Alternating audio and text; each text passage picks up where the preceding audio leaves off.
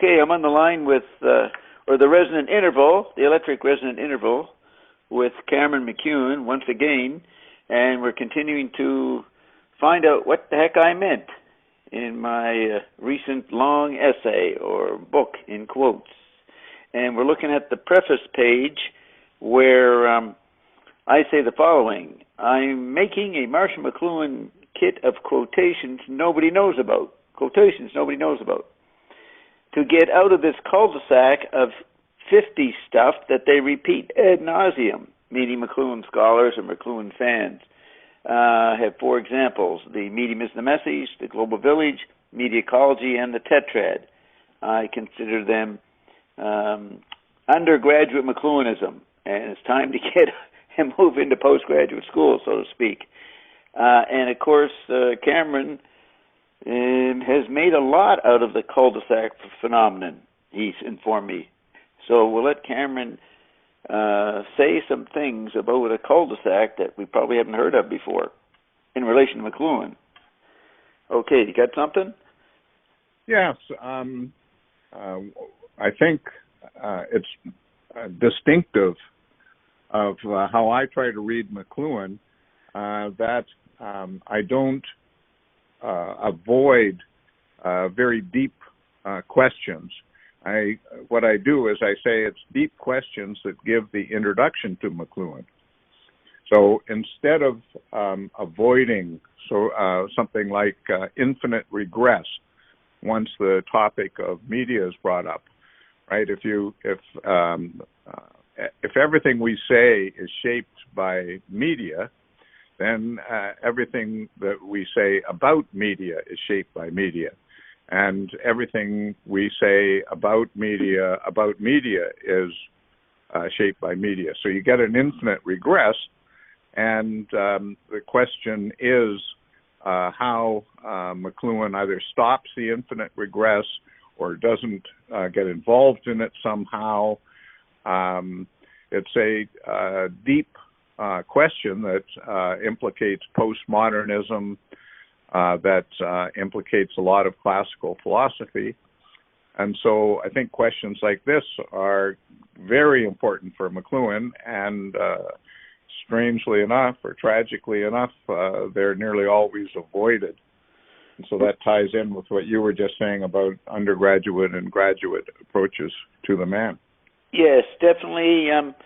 I thought the cliches, the medium is the message, global village, media ecology, and the tetrad were not useful anymore.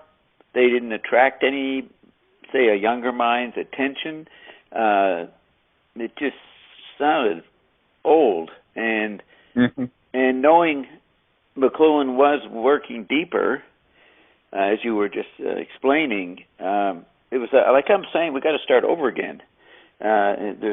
You could say the McLuhan industry, as usual, causes a huge disservice, and the effort of process pattern recognition McLuhan was into in depth is lost.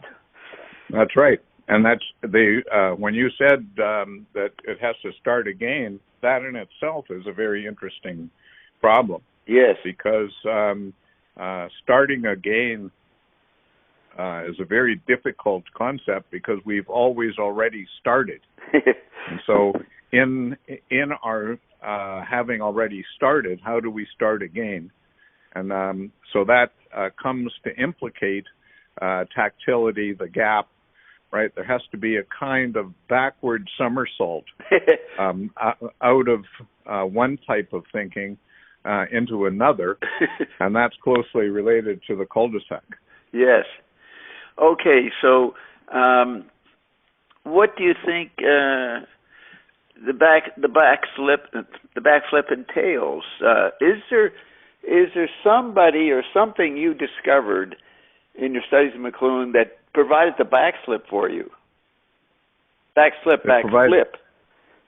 How does that work? Well, I think once you begin to think in terms of all at onceness or synchronicity, then the idea of a backflip becomes at once difficult and enlightening because something like a backflip must always already be taking place, right? So when McLuhan loves words like retrieval, recognition, all of the replay. He loves all of these words because there's a kind of clutch in experience that is always there and can't be avoided. So the thing that people are trying to find is already there. And I have a quotation in one of my essays from Al-Ghazali, the Arab philosopher, yes. And what he says is, if you are looking for something that's already there, then it becomes lost and can never be found. Wow. And that's the situation with McLuhan. Right. Now, you may not know this, but we put re in the beginning of all our products' names. Realign, restructure, remite, remake. Yeah. So you've just given, Carol's going to find that fun to hear, that we're in the McLuhan scene. And I say that Carol was one of Marshall's most popular female media ecologists. So she's carrying in his tradition with this read. Good. Okay, so we're in this cul-de-sac, and we already are. So that partly means that there is no cul-de-sac.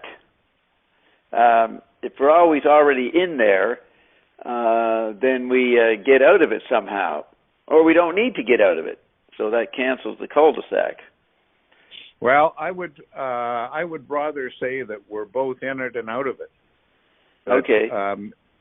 As soon as you get into we're in it and then we're not in it, then you're into linearity, and there's a whole bunch of problems that get associated with linearity.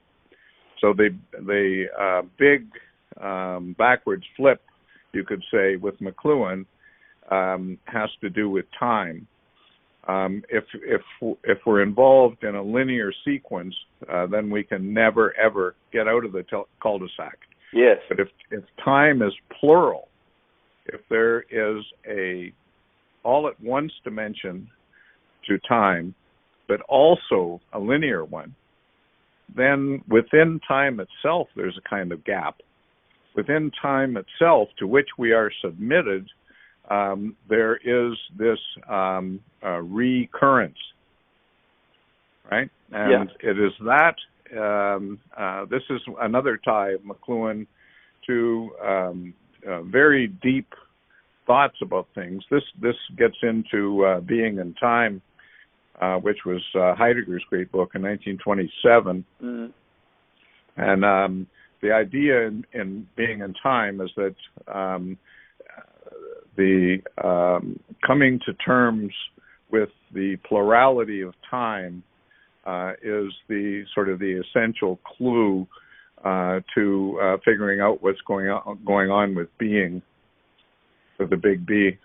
Right. Do you like the phrase, the idea that there's always two conversations going on? That's the parallel? Very much. Yeah, but not two. Many. McLuhan often talks about that in terms of the unconscious, and how there's this great background murmur or mumble of all of these voices, and what human beings are, both individually and socially, is some selection or some combination of these incoming voices. That's the big shock of the electric environment. It unleashes that definition of the unconscious. All these voices. Absolutely. Correct. Which makes Joyce's Spinning Its Wake, even Ulysses, so appropriate, so accurate mirror of the situation. It's pretty incredible, his genius, in showing multiple voices. But then Eliot was in on it too, right? He says somebody does the police in many voices. That's right. That was the original title of The Wasteland. Right. Okay. Since we're talking about my essay here, I get us out of the cul-de-sac or do what's demanded, I do bring in, as you say, many voices. I'm assuming we got to get out of the cul-de-sac a little bit, or half the story is getting out of it. Do I do it with my paper? What do you think? Well, I would say yes and no. Okay. Right? As you know, the one part of the book that I would argue against is its recourse to linearity a lot. Yeah. But then what you say to that is, well, I got to use words when I'm speaking to people. So, I got to use linearity when you're reading me. That's right. Well, it's a book is linear, right? The lines on a page are linear. The letters in a word are linear. Yeah, I was very relaxed about going linear. That's right. Oh, well, you love linearity. Yes, I have an old POB, I guess, in some ways. When I'm not on the radio, I'm an old POB. Well, we have to be. Yeah. Right? That's one of the great failings of McLuhan scholarship, is that it gets itself involved in what he called values. Yes. Right? For McLuhan, it's essential that every possible variant of human experience should be subject to positive evaluation, you could say, or positive signification. There is nothing that human beings experience that is somehow outside the pale. And in Joyce, you have that for sure, right? I mean, that's a central principle of what he was doing. Right, you're saying outside valuation? Nothing's outside valuation? Yeah, but I'm using valuation there in a crazy way, because on the one hand, I was saying that McLuhan doesn't want to value things above other things, and then I used valuation simply to mean taking everything in and discarding nothing as valueless. But I shouldn't have used value in two different ways like that. I just meant that for McLuhan, you cannot take any experience, be it electronic, be it print, be it primitive, and place it in some kind of linear sequence where one is better than the other. Right. Right. That's why the electronic is a replay or a retrieval or a recognition of the primitive. Yes. Okay. So in conversation, I'm sitting with you at a restaurant reading, and I ask you to pass the butter. You could make that into a philosophical question. It's interruption, what philosophers do, or maybe that's a replay, but maybe anybody. To interrupt people in what they're doing is irritating. And to bring up the medium as the message, that's another interruptory proposal. But all philosophers or all thinkers or anti-environments maybe are interrupting. And so in that sense, McLuhan continues the interrupting process, maybe deeper than anybody else of his time. He interrupts more of what people think they're doing. I agree. That's very important to the cul-de-sac. Yes. Right. If the cul-de-sac is a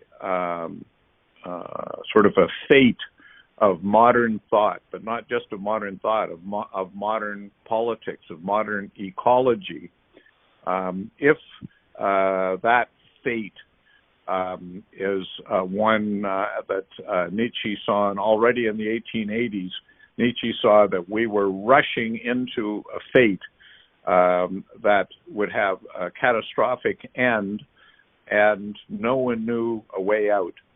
That it was like a runaway train that all of Europe and all of the world was on. If that's the case, and I think it is the case, then nothing is more necessary than to interrupt the cul-de-sac. Yeah, yeah. what kind of disaster did Nietzsche image? Would World War I be something he was thinking of, or was it more Armageddon or more disease? What do you know? Well, I don't know that Nietzsche, of course, was in some ways an anti-Christian philosopher. Right, one of his last books was called "The Antichrist." Right. So I don't know that he would like to use Christian imagery, but he definitely foresaw world wars and just sort of catastrophic struggles that would be unleashed by what McLuhan might call the end of the book culture, and an inability to interrupt that end into something else. Yeah. Okay, so media ecology is definitely the way McLuhan applied it. You know, by the time of his Playboy interview, he was saying, you know, we need to turn off the TV environment for a few weeks. Now, I have a quote in my book, Fat of Communion. He says that in about 1949. That quote in an article, maybe it's Time and Life and the Psychopathology of... No, maybe it's the Psychopathology of Time and Life. He says, we must stop. We must turn off this, turn off radio, turn on... Do you know that quote? Yeah, I do. And I know that there's actually quite a few quotes that are like that. We discussed this in a prior conversation a little bit. And my view is that McLuhan is talking there not in very precise, not in very technical terms. He's trying to get people to understand sort of what the new world possibilities are. But these ideas that, you know, we all know what television is and we all know what a country is, so we'll just turn off the TV in that country. All of these terms are actually useless in electronic environment. And so he's not saying something straightforward there. He's saying something that takes some sophistication to understand what he's up to. Right. So let me see if I can find it. What did he say? Maybe just turn off. That'll bring it up. I've got all my content here. So I'm trying to find that quote. Let's see.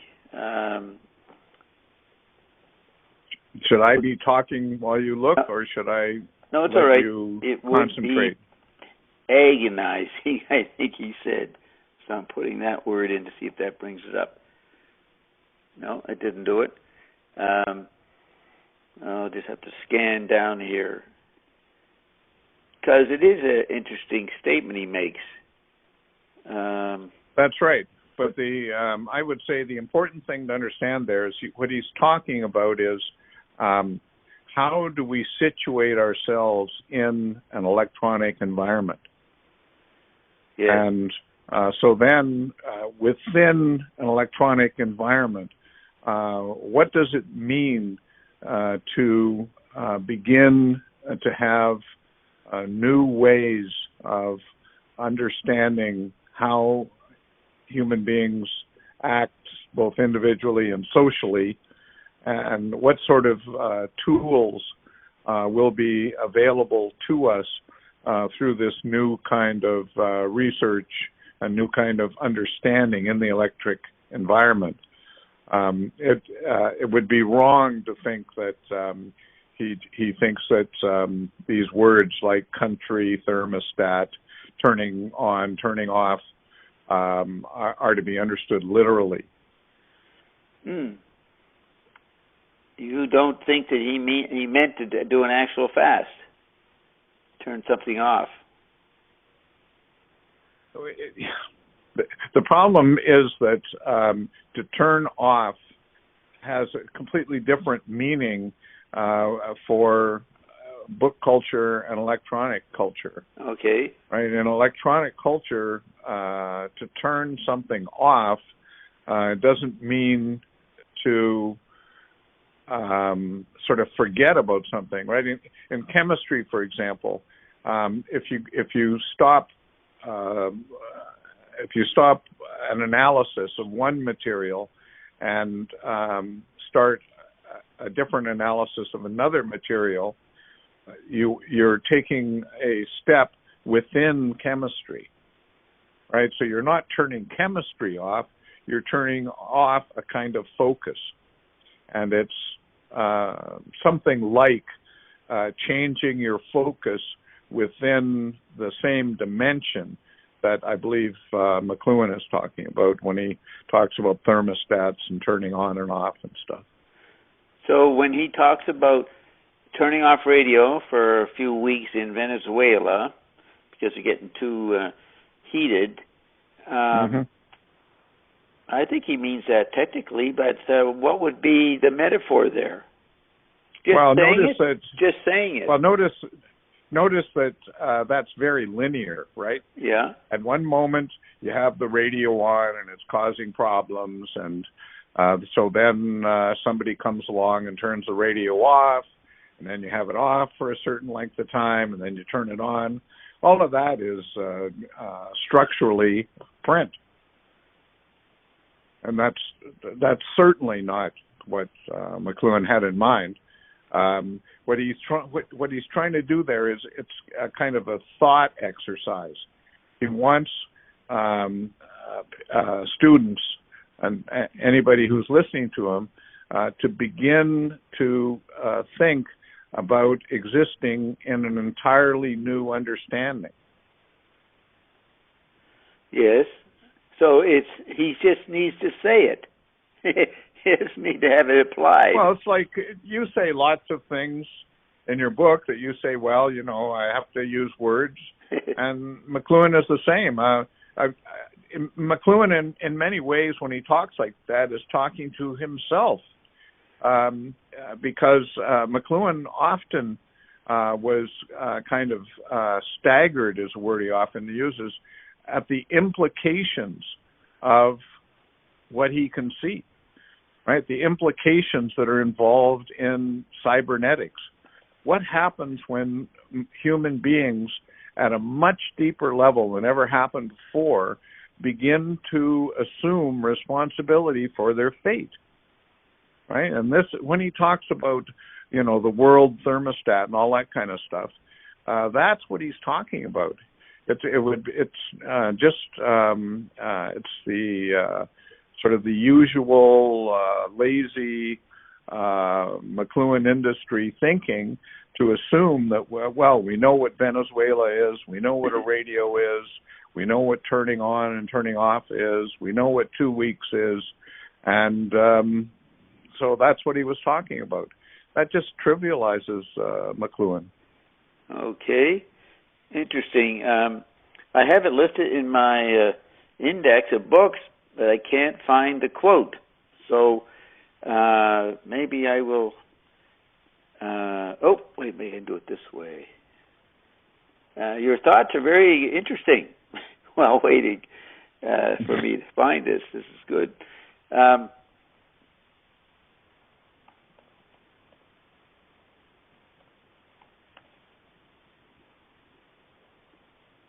So are you looking Yeah. For something with thermostat? No, I don't think he used that word that early. You're looking specifically in the late 1940s stuff. Well, I'm using the quotes I have in my own book, Fat Communion, and I have at the end of the book and this is a digital presentation of it. I have the articles I quote, so I'm trying to find where my quote is. Right. But look at how germane the concept of the phatic is to what I was just saying, right? What I was saying is that if McLuhan says in Venezuela we're going to stop the radio for 2 weeks and then we're going to turn it on and all that stuff, the usual reading just goes from one island in the archipelago to the next, right? One Yes. word that we know very well to the next word we know very well, and all that sort of stuff. But it doesn't get to the phatic. And with McLuhan, the whole question is what's in between, what's in the gap, what is the sense that's at stake here? Yes, I was quite proud of my title, Phatic Communion with Bob Dobbs. It's just like McLuhan drew attention to a word that nobody knew, media. I came up with phatic, and I organized it and published the book myself in '92, and then I moved to New York City, and one day on the subway, I saw some kid with a T-shirt that said phatic something. Phatic Farm, something like that. So it took a while, and I found out that was a early rap entrepreneur, hip-hop entrepreneur, had started a store using the word phatic, or fat, P-H-A-T. And then fat, yeah. Uh-huh. Yeah, and I found out that was that generation's term for groovy or something, fat. Yeah. So I said, well, look at that. I come out of, quote, high culture, and I'm echoing something already in the zeitgeist in low culture, you know. Mm-hmm. But much more than that, Bob. The whole idea of phatic communication, phatic communion, comes from Malinowski. Yes. And so here's Malinowski saying that if you don't understand the phatic in a primitive society, you just can't understand that society. Right. And he was saying this. That book has a big influence on Joyce, Duchamp, maybe some others, but, you know, and McLuhan. Absolutely, on Richards, right? So the meaning of meaning by Richards has an essay by Malinowski as one of its appendices. Which they just met him in 1922. He'd just come back from the Pacific Islands or something, and they were so impressed they held up the press probably to stick it in there at the end of the book. That's right. That's right. And you'll see McLuhan uses phatic communion sparingly, but it's there in early essays. He'll refer to it. Doesn't seem to talk about it, but he'll highlight the importance of the phrase phatic communication or phatic communion. I didn't know he ever used the word, so that's interesting. Oh, yeah, interior landscape. Have you got interior landscape there? Right handy? No. Okay. It's in, maybe I'll get a chance to go and get it, but it's in the first couple of pages, I think, in one of the Joyce essays, in interior landscape. Now, anyways, that's amazing. You know the importance of it, but you didn't know Marshall said it. He also says it in Cliched Archetype.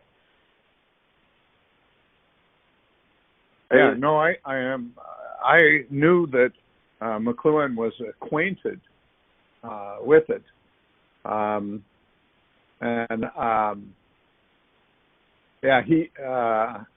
can see by doing a little searching around here, I can see that McLuhan used it already in his Richards and Levis essay in 1944.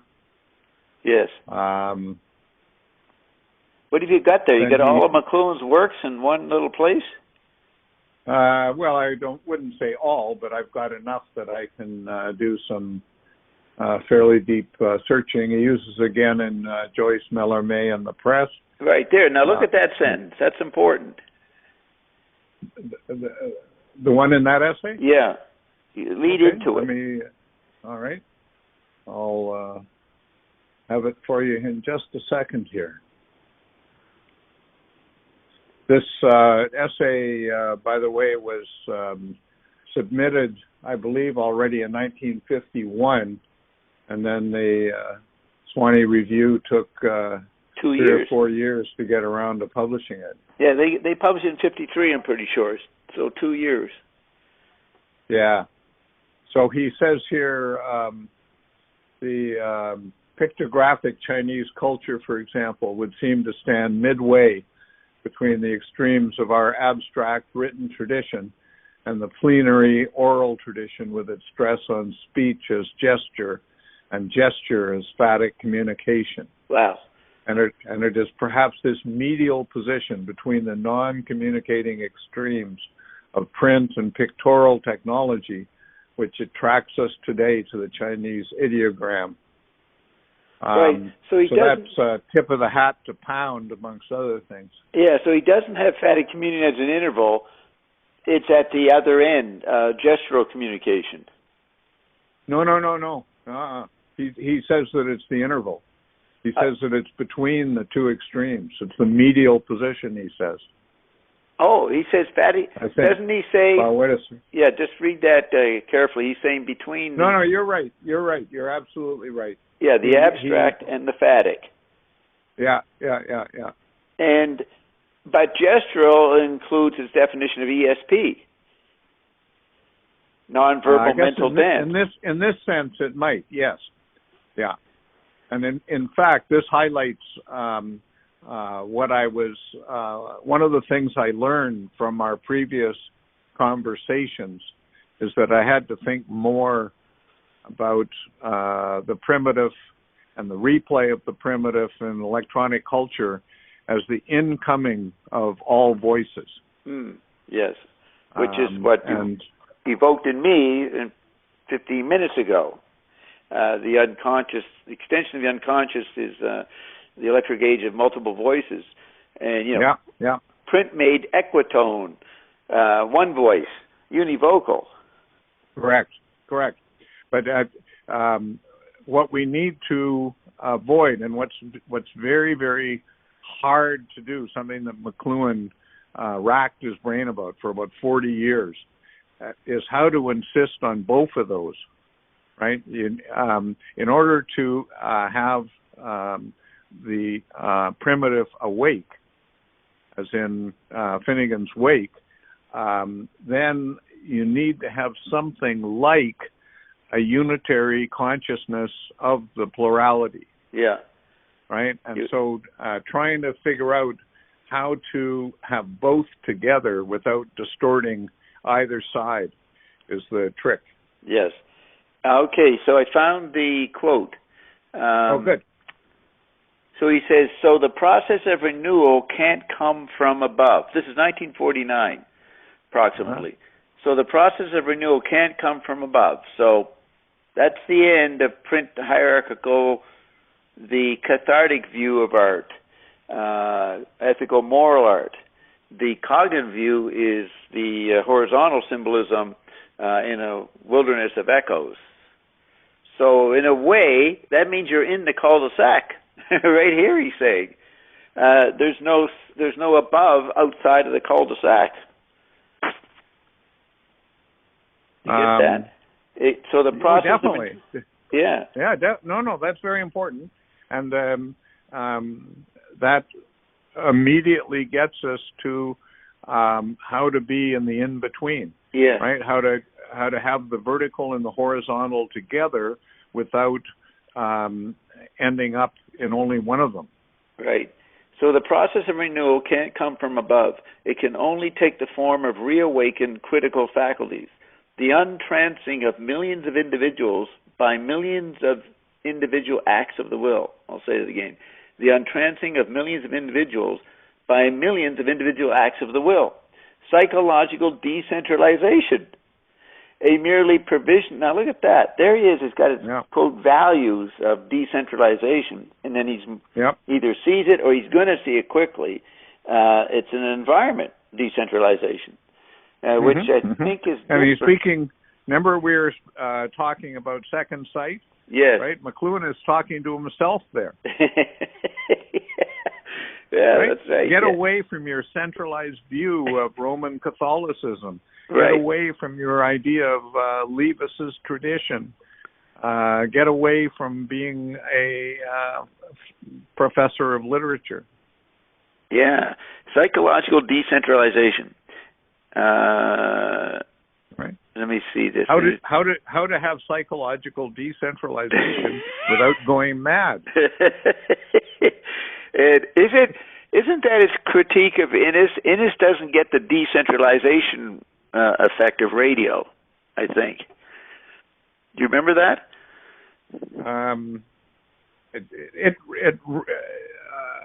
I believe he does say that, maybe in the later Innes essay. Yeah, in 1953, the Queen's Quarterly. Yeah. That may be so, right? I mean, Innes certainly got decentralization as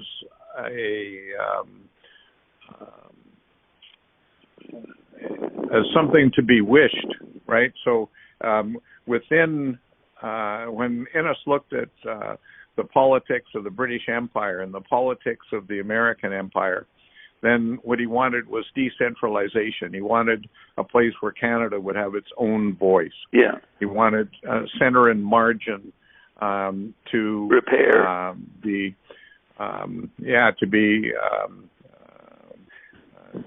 decentered, you could say. But he didn't. I don't think he saw that this was necessarily tied to modern technology and modern art. And McLuhan, I think, believed that, of course, Innes would see this as soon as he really concentrated on it, but he just didn't have time to do that. Right. Did you know, a friend of mine found out that the original meaning, or one of the meanings of repentance, is to retrace, to look back at what you've done. And McLuhan makes so much out of retracing the stage of apprehension. That's repentance. Yeah. Okay, let's see. That's one more complex. Yes. Okay, so he says psychological decentralization. That's one sentence, or two words make up a sentence. That's not grammatically correct for the style of writing in criticism back then, would it? You wouldn't just go psychological decentralization, period. Isn't that a bit different for the time? Yes, I think so. It's certainly a mark of McLuhan coming loose himself from the way that he used to write, for sure. Yeah, he is. He's being oral there. Psychological decentralization, a merely provisional image of how it might, not how it should occur. So a merely image of how it might occur could be formed by supposing every mechanical agency of communication in the world to be suspended for 6 months. No press, no radio, no movies. Okay, so nobody's supposed to do this. He's just telling you, and most people probably hadn't even thought of this, though maybe old late grandmothers said, this is too much, I wish they'd turn the radio off, that kind of thing. But read the start of that sentence. A merely provisional image of how it might occur could be formed. Stop. Oh, I see. Yeah, I see. Yeah. A merely provisional image. That's what I was trying to talk about before. That's good. Not how it should. Yeah, not how it should. How it might occur could be formed by supposing these agencies be suspended for 6 months. Just people finding out who live near them, forming small communities within big cities. It would be agony. All psychological drugs cut off. No capsulated thoughts or melodies. Okay, he is talking about it happening, but if it's a thought, he's telling you the thoughts you're going to have if you contemplated doing this merely provisional turn off. Did you get that? He's talking about it did happen, and certain things unfold. All psychological drugs cut off. Are you there? I don't hear you responding. Yeah, I'm here. Okay. All psychological drugs cut off. No capsulated thoughts or melodies. To say that anything like this could never happen, or that it should never be allowed to happen, is a remark worthy of those mesmerized practical men who are efficiently arranging for the obsequies of our world's mind and body alike. The world funeral. The burying. Isn't that amazing? If something like this doesn't happen, it's quite plain what will happen. There's your trade collision. Which essay is that from? The psychopathology, look it up. I think it's exactly called The Psychopathology of Time and Life. Okay. Let me scroll down just a second. Get the exact. Yeah, that was an essay that he published in like 3 or 4 different places. Yes, so first he regarded it as important. Yeah, first published in Neurotica. That's a bunch of bohos, art guys down in New York, right? Neurotica, Volume 5 or Issue 5, 1949, and it was reprinted in a book Reinhardt put out called "Seen Before You: A New Approach to American Culture," and it's called Psychopathology of Time and Life. And Time and Life are in quotes and supposed to represent the 2 magazines. Psychopathology of Time, endless news that Time and Life did, and they would never stop, right? Yeah. So, what a great quote or great section. But okay, absolutely. Do you see how? Okay, it's merely provisional to think that you would do it, but then he must shift to the other side to continue the thought experiment, to make it real, and imply that he does want to do that. Well, he does want to do something like that. Yeah. Right. That's where the provisional comes in. Right.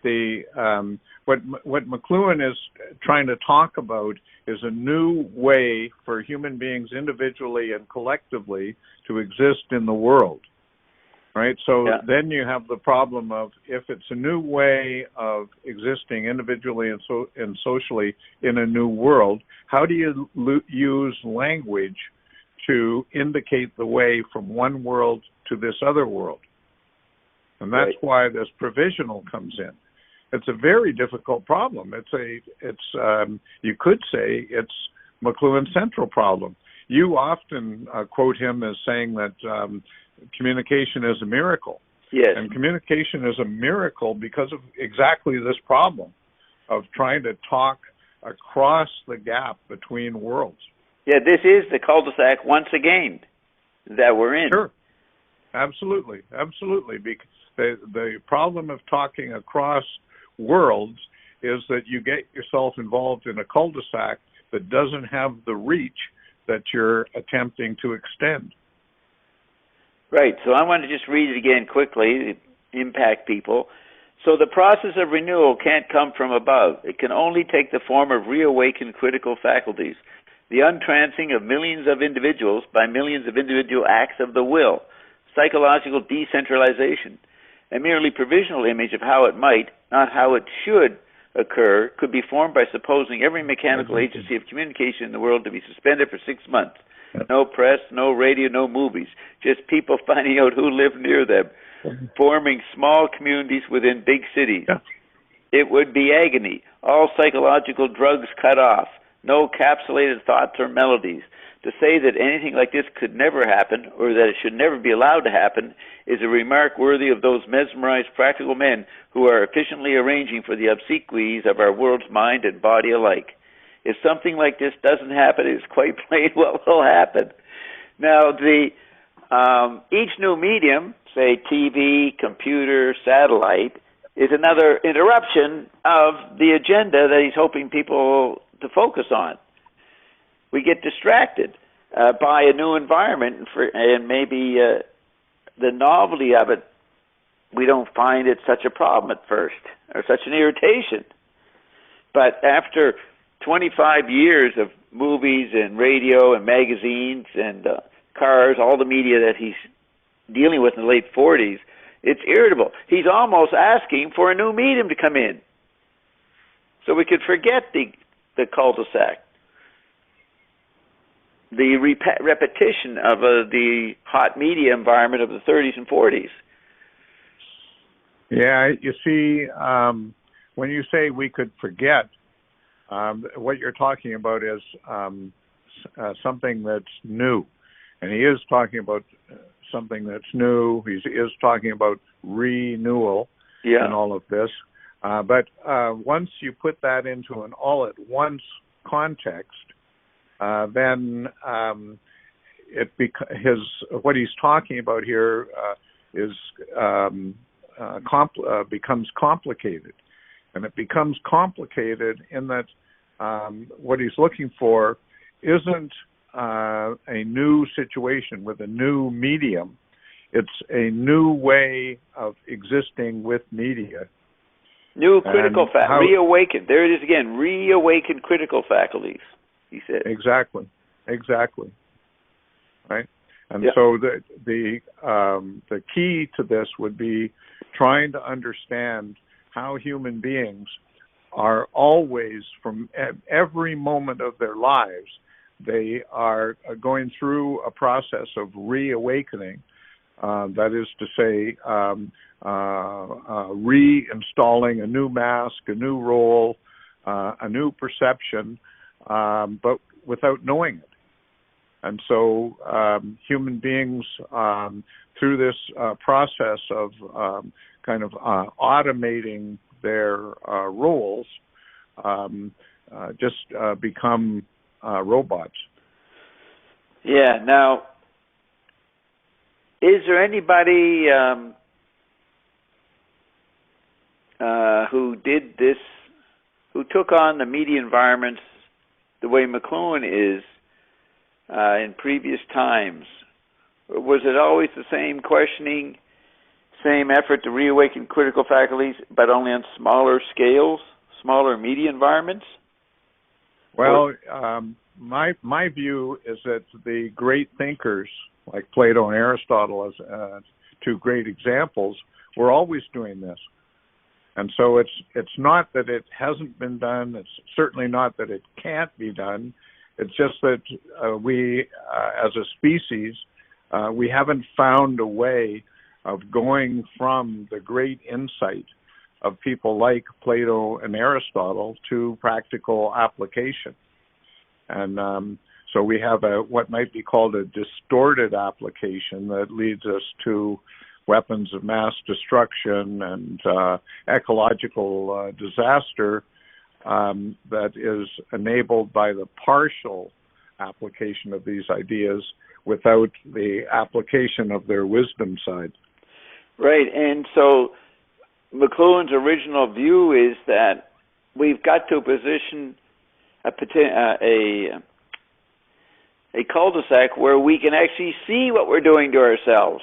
And he often said that about the 20th century. It was the first time we could see what we were doing to ourselves with our main tools as environments. So exactly. So in that way, he's original. We're forced to do it. We're forced to do it because electronic media and advanced transportation have forced us into conjunction with other peoples in a way that we can no longer ignore. And at the same time, in the academic environment, especially in anthropology and psychology, we're learning, and sociology, we're learning how we can't sort of stand aside and above society's primitive people insanity. We have to understand these things from the inside. And so once we encounter people in space that are not us, and once we encounter conditions of human being within us that are not us, then we have this whole new situation where we suddenly understand what it means to be in a world of voices. Okay, so let's notice that McLuhan then, when he puts out his anthology with his colleagues Shook and Surluck in the, I think it's in the 1950s, could be the 60s. It's called Voices of Literature, right? Yeah, that's 64, 65, and he did a couple of volumes. Right. They were supposed to do a third, but it never appeared. Yeah. Yes. So why are you bringing up those texts? They were for school. Yeah. Well, because of the title of the book, Voices of Literature, Voices. Right. So it's a way, you could say, the title, Voices of Literature, is a way of going beyond literature to the voices that literature incarnates. Right. So you're gradually supporting how great your statement was that my book has many voices in it. I was part of a tradition. Absolutely. Well, that's one of your interesting qualities in life, as reflected in all of the different things you have going on the radio and on the website and all that sort of stuff, is that you are different voices. Yes. There is no such thing as Bob singular. I even coined a psychological state. Psychological decentralization is quadrophenia. Correct. So let's look at the beginning. I'm interested in what you find in the book. We wanted to sort of go back and start. That's right. So, but one thing that I really don't understand very well, and that you could help me with, is what you think about the cul-de-sac. I mean, were you just throwing that out, or is there a background to that? I was trying to show that there was a paralysis, and I was thinking of it as a temporary condition that could be broken. I certainly wasn't thinking that it is our fate to be forever in the cul-de-sac, the way you're taking it. I don't think I meant it that way. And another thing, the voices, the environment of simultaneity is so important. Absolutely. In the 20th century. So and let me just say something about that for a second. What happens, let's say, between 1900 and 1927 in physics, is that it comes to be understood that you cannot specify elementary particles, and in fact you can't specify anything by taking a point of view on it. The only way you can understand particles is to understand them as a range of possibilities which get specified in various ways, but not specified ever in a way that definitively locates the particle. Right? You can have the particle in space, but you can't have it in time. Or you can have it in time, but you can't have it in space. And the way around that is to take all of the possibilities of the particle as a kind of incoming information, and then say that to understand the laws of this particle, you understand it as a specification of the range of possibilities. Well, that's what McLuhan and others, like Eliot, were saying about literature. Right? They were saying that the meaning of meaning, you could say, is that words have a vast range of possible meanings, and in a poem, the poet takes that vast range of possible meanings into consideration and then uses the word in some precise way where precision has to do with how the word was selected out of that range of possibility. Yeah. Now, go ahead. Well, this relates to what we were talking about a few weeks ago with light through and light on. Yes. Right? And so in physics and in literature, you have a reversal, and the reversal goes from, instead of us directing a light on and illuminating out of our great genius, we turn around and we say the light is coming towards us, and our role is one of understanding those possibilities. Right. Now, here's what I want to say. Don Thiel, I just want to get this in there because it applies. Don Thiel described how you read Finnegan's Wake, or what happens. Okay, so you take a couple lines of Finnegan's Wake, and there's no real continuity. Each word, each syllable is a rabbit hole of suggestions, multilingual suggestions. Yep. So he says, Joyce satirized the quantum perspective. As you read along the page, looking for linear connections to get the general drift and meaning of the sentence, you're hobbled by potholes where each word takes you away from some direction you're going, maybe the time, and throws you down a spatial hole of possibilities just within 7 or 8 letters. So you can't figure out the linear meaning or the larger picture when you're reading, especially with the Wake. He shows you're missing, you can't do the space and the time at the same time. Or he writes so that you are experiencing the quantum dilemma. Correct. Isn't that amazing? That's yes, absolutely. It's wonderful way to describe the experience of Finnegan's Wake. You go along and you can. So you have these outlines of Finnegan's Wake, which have nothing to do with the content of the book and the millions of stories in each page, and 50 languages. So to make a simple outline is to emphasize, I guess, the position of the particle, and missing the spaces of the particle. And so Joyce showed that in the way he presented the sentence in Finnegan's Wake. That's right. Yeah. So that's something that's a very rare. I don't know anybody else who's ever said that. Theo said it. I like to tell people that idea. So I took advantage of this situation to put that in here in the recording. Right. But I think that Theo took the idea from Joyce himself. I think Joyce was thinking along. Well, that's what he's saying. He's saying that's what Joyce wanted to show. That's why Einstein is a big enemy or contrast or competitor for Joyce while writing it. Well, he actually told me through the Evergreens that he was trying to counter Einstein, one of his goals.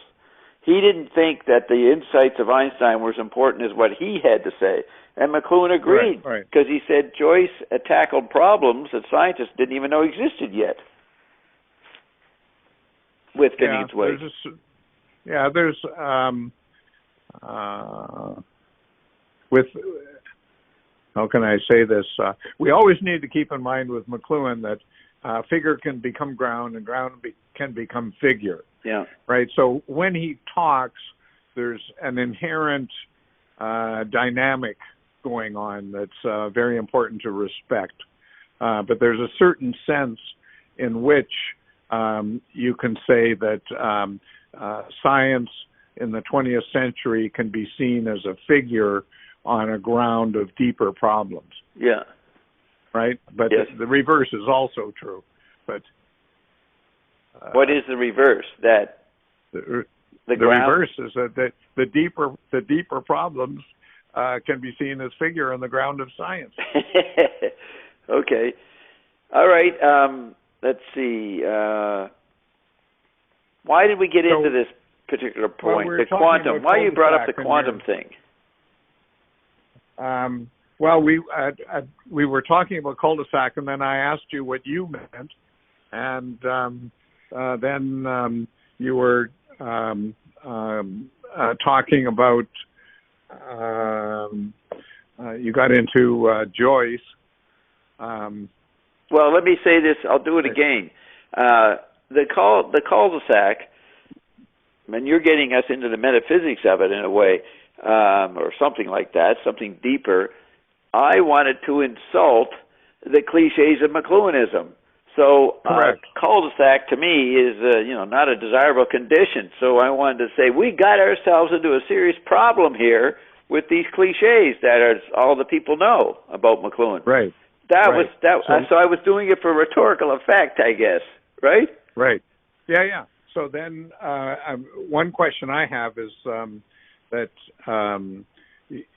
you've also talked about, not in this book, but elsewhere, you talk about disappearance. Yeah. And I wonder if you bring disappearance together with the cul-de-sac.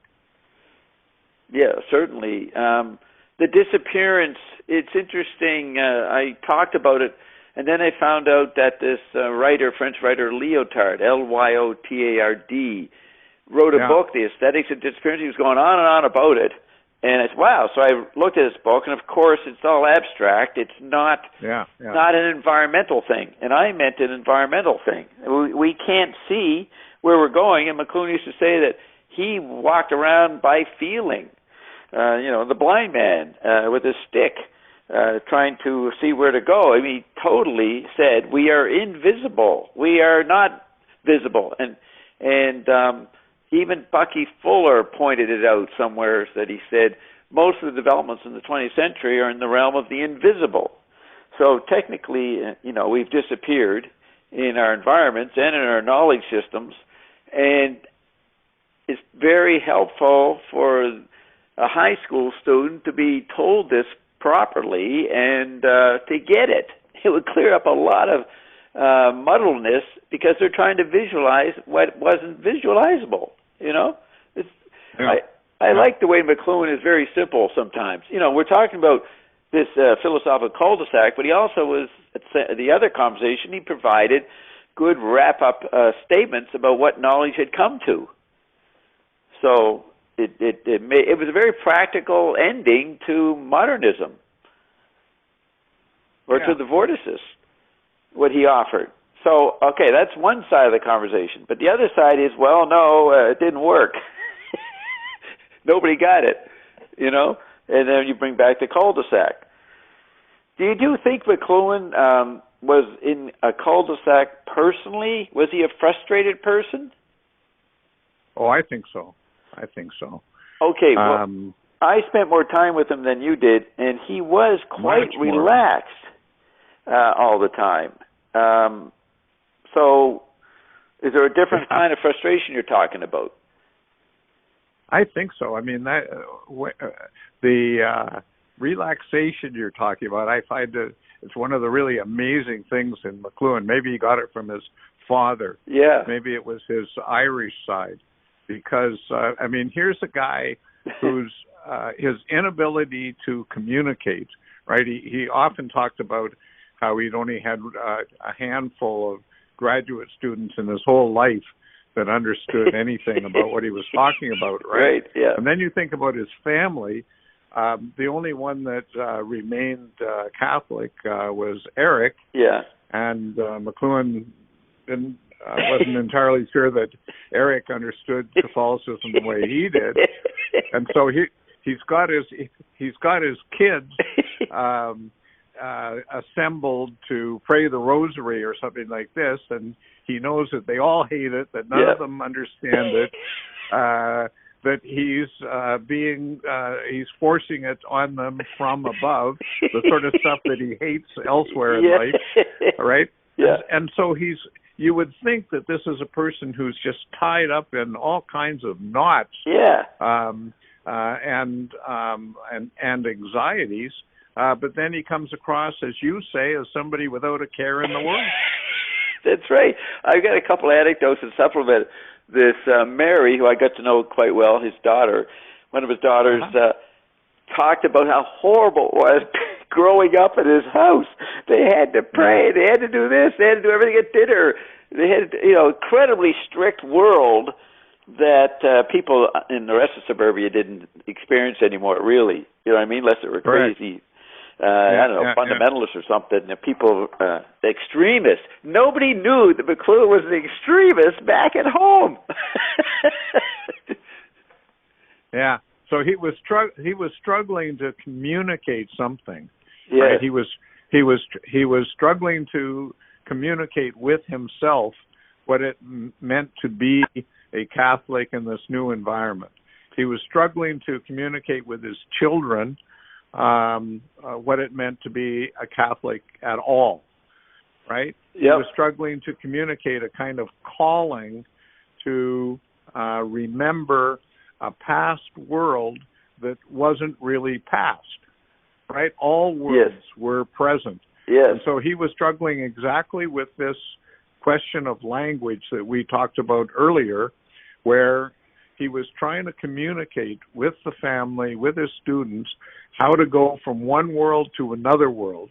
And the language was failing. That's right. The language was failing, and that failure was the cul-de-sac, was the fate. Right, 2 more points. I think it's in that June Caldwood interview, November 74 Globe and Mail, where he talks about having ESP. He may say it there, it's around this time. He says, people have trouble projecting to me, and I have trouble projecting to them. Now, this Absolutely. is the great communicator.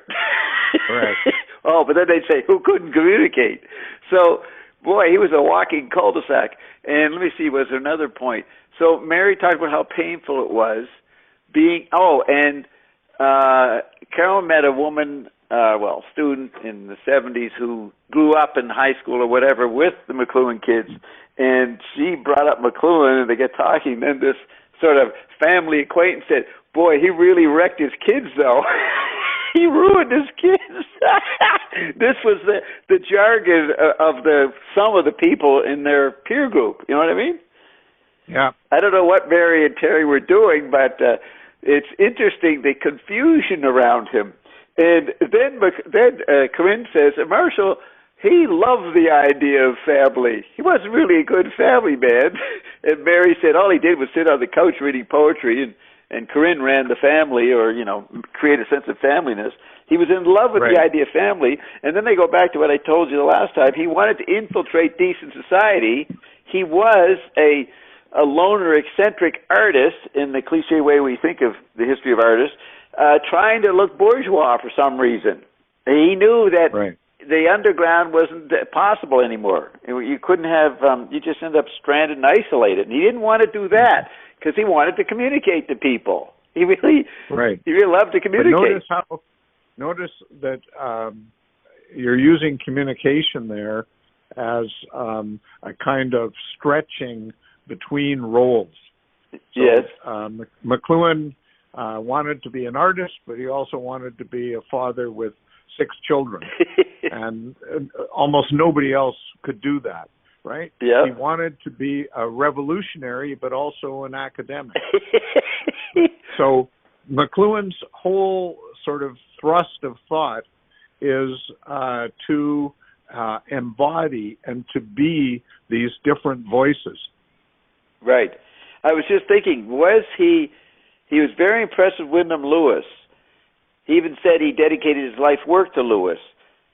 Maybe he wanted to do Lewis better, since Lewis had some personality failings and caused problems with his paranoia. He said, okay, I got to do Lewis better. You know what I mean? I don't want to be isolated. That might have been his strategy. At other times, he was very critical of Lewis. Yep.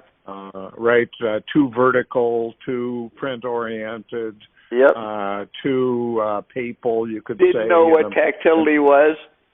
Yeah.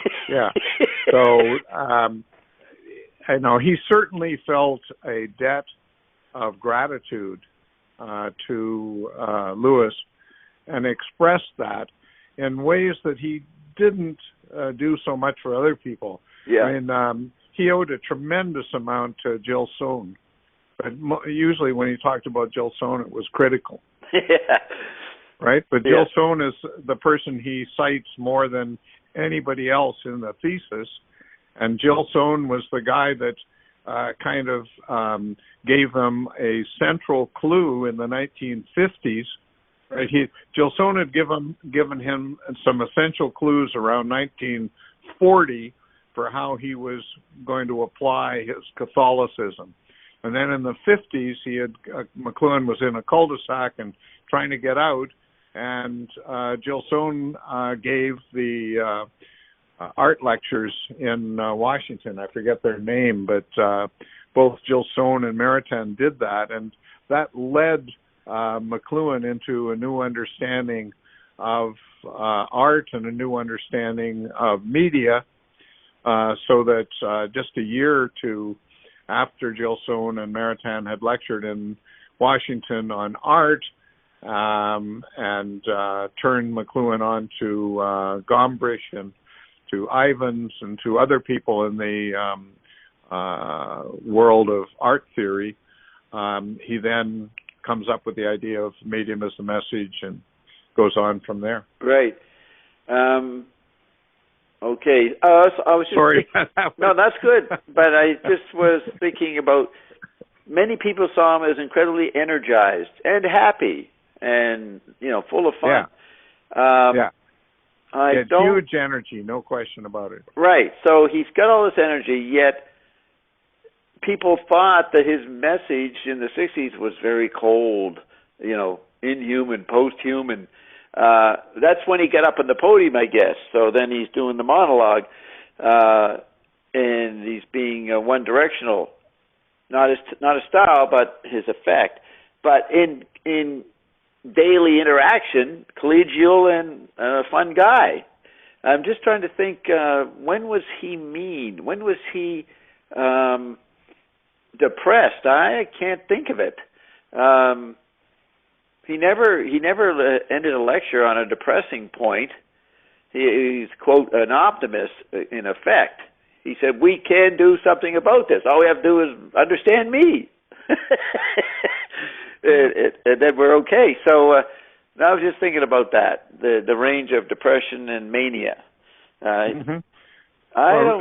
think the clue there is to think of them not as dominant, right? McLuhan read a lot of Jung in the 1930s and 40s, and he was familiar with the idea that we don't have moods and we don't have things like depression and mania. They have us, right? So this was one of the clues to McLuhan that voices are incoming. Yes. And so when he comes to understand the electronic environment, it will be as a plurality of voices that are incoming, as opposed to the book culture of one voice that's outgoing. Right. So when he understands this plurality of voices that are incoming, and that include things like depression and mania, then you can see that in his own personality, there could be something like depression, but not as a single dominant. Right. It was a component voice of the spectrum that was incoming. Yeah. Right, and so the you could say the energy and the agony of McLuhan was the attempt to do justice to all of these voices, including how to communicate what they could give us if we could understand what was going on with them. And then on top of that, what was unique is to see the whole situation you're describing. It was an environment. That's what people didn't environments, see. Plural. Yeah, environments, plural. Two things. In his essay on Lewis in 53, he talks about Lewis being a god, having a genius is a God-obsessed mania. I think that phrase is in there. That makes sense. But he wouldn't have intended that as a compliment, I don't think. No, but he recognized it and he suffered it himself. Yes, absolutely. That's one of the voices. Yeah, absolutely. And I don't know what the other point was for right now. So let's go. Let me just say in regard to that essay that I don't think that much of that was new in 1953. I think what he did was take a bunch of stuff that he'd written earlier, maybe even in the 1940s, and sort of chucked it together into an essay. Well, this is what Clinton is discovering. He's gotten access to stuff we can't see. You got to get special permission, and he's just shocked at the crazy personality, writer, pissed off person of the 40s compared to the relaxed guy of the 50s. That's what Clinton is shocked at. Yeah. So we get he reads little excerpts to us, so it's pretty amazing. So yes, a lot of what's in Mechanical Bride, which many older let's say angry people like Mechanical Bride. That's old-fashioned peak, and but there's so much of it in the 40s. Mechanical Bride was an outline, a watered down distillation of very productive writing in the 40s. In this temper, that phrase temper, ill temper, superiority complex. There was a guy obsessed or possessed by something in the 40s. Personal possession that maybe all genius is. Somebody's got an allergy to stuff that most people aren't allergic to. Correct. Absolutely. But just think of McLuhan there. He's got an allegiance to the church. He's got an allegiance to his family.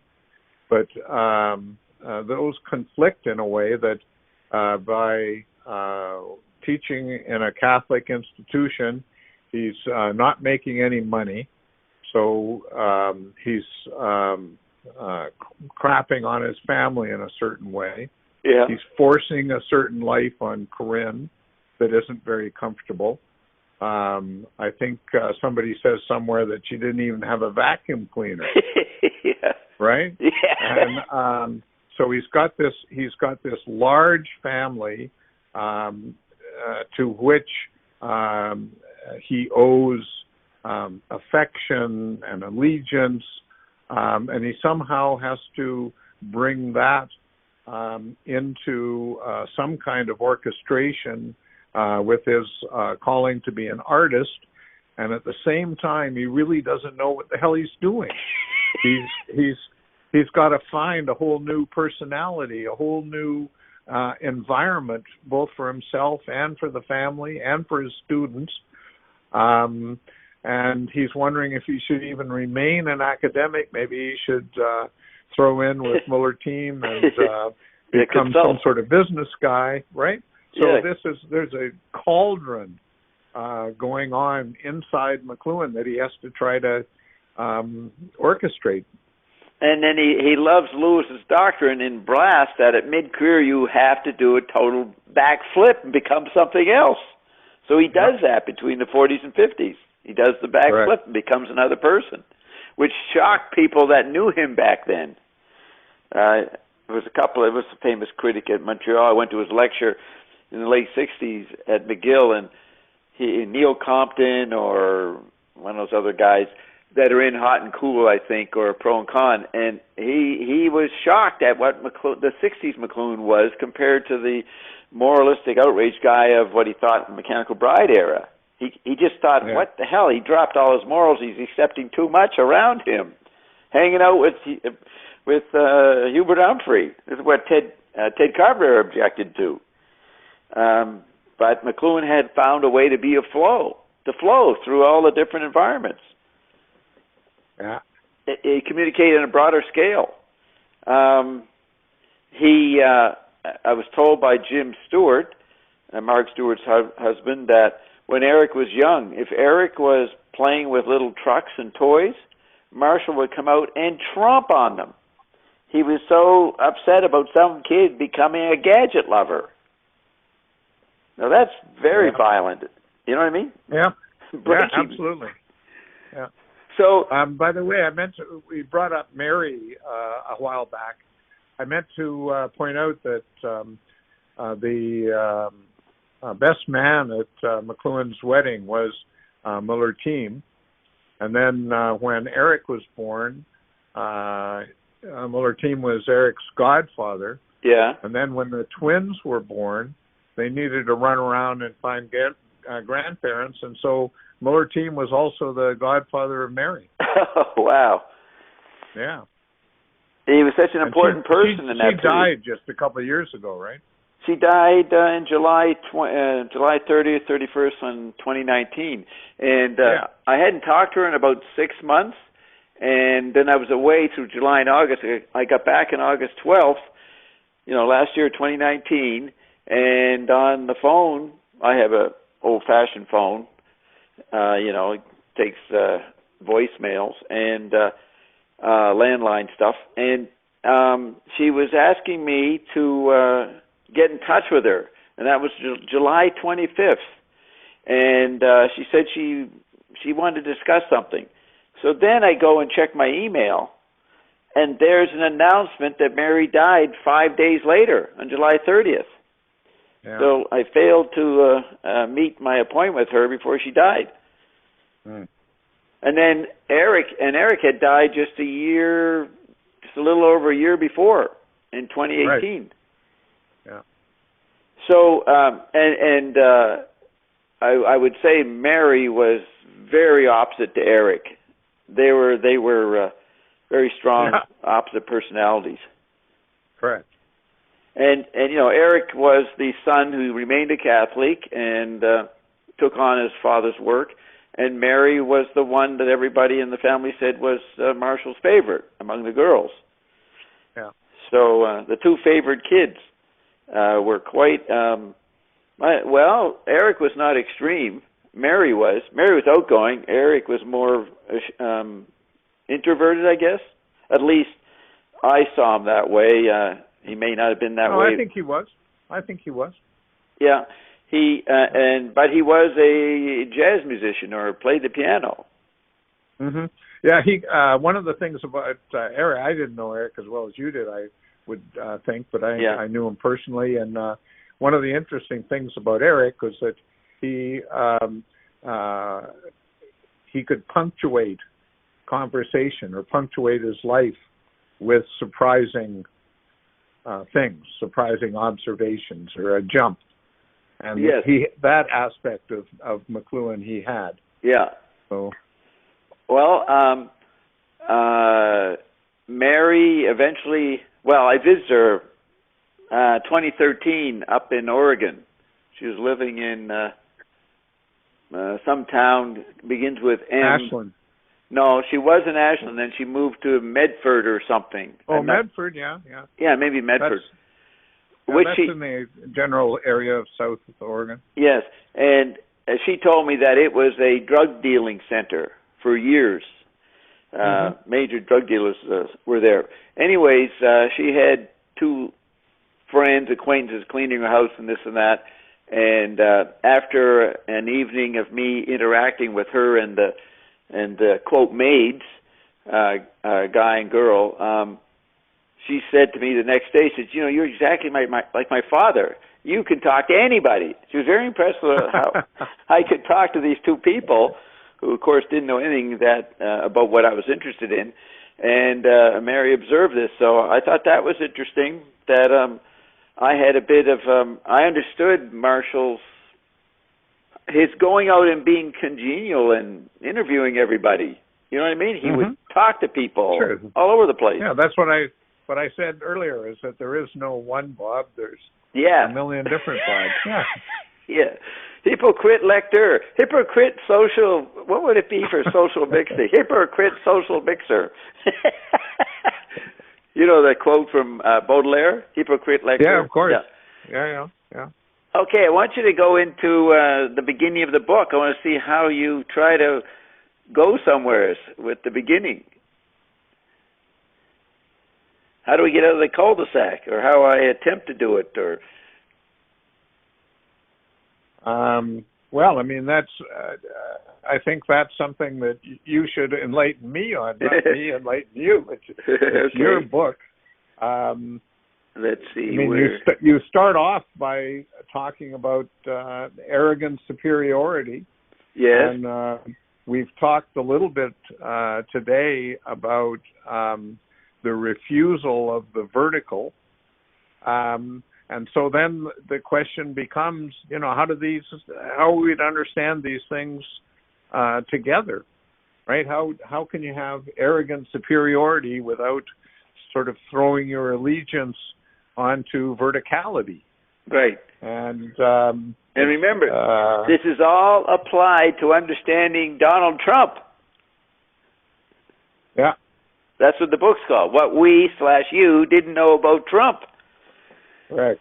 So, and there is this, have you seen that other article by someone none of us know, who wrote about Trump reading McLuhan's interview in Playboy when Trump was 23, and what a quick mind, or quick whatever it was that he had, maybe, acquiring knowledge superficially, but he got key points from McLuhan that created his public personality when he went into politics. Have you seen that essay? No.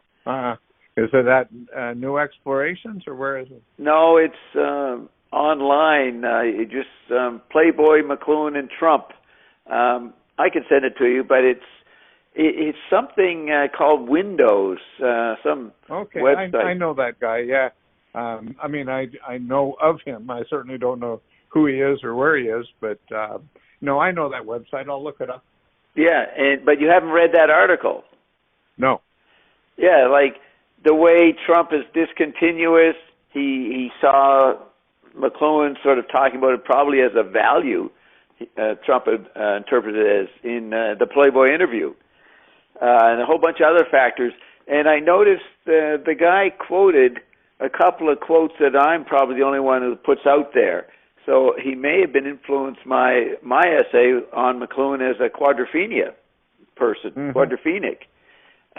So, anyways, I wanted to do a better version of that guy's essay. You know what I mean? Make it broader, yes, bigger, sir. And bring it up to the present.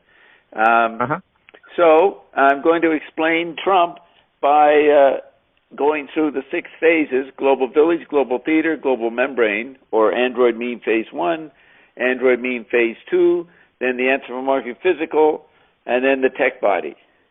And right.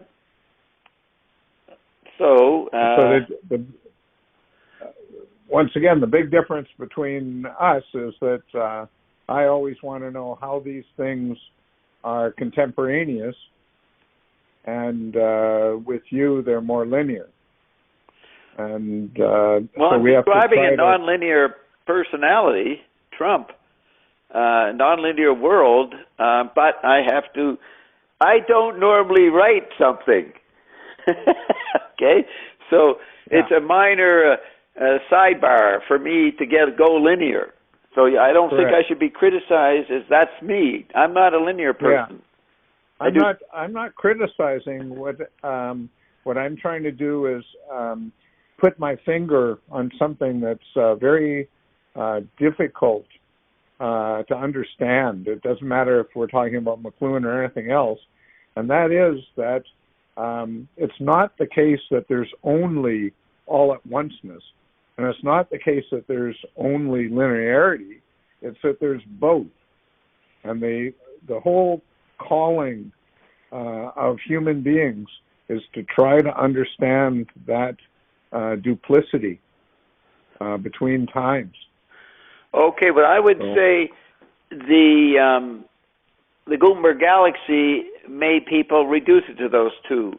Pre-literate people like Julian James was trying to say, multiple voices, they had more conflict than the I versus the ear, say, or discontinuity versus linear. That could be only seen and experienced by Gutenberg people. What do you think? I'm not sure I understand. You're saying the two conversations, I and ear, and he puts that in his books, but those are books. See, when he puts I, comma, ear, and visual space, all these dialectics, he emphasizes them in books because the book is dialectical, and it splits things. So he mimes the method of the book or the bias of the book. So you think it's an I versus ear, but it's the other senses that he's dealing with when he's not writing, when he's talking or teaching or walking around or performing in various happenings. He's dealing with the proprioceptive, the kinetic, the osmic, the tactile, the synesthetic. You know, he's not a dialectician. Correct. And I like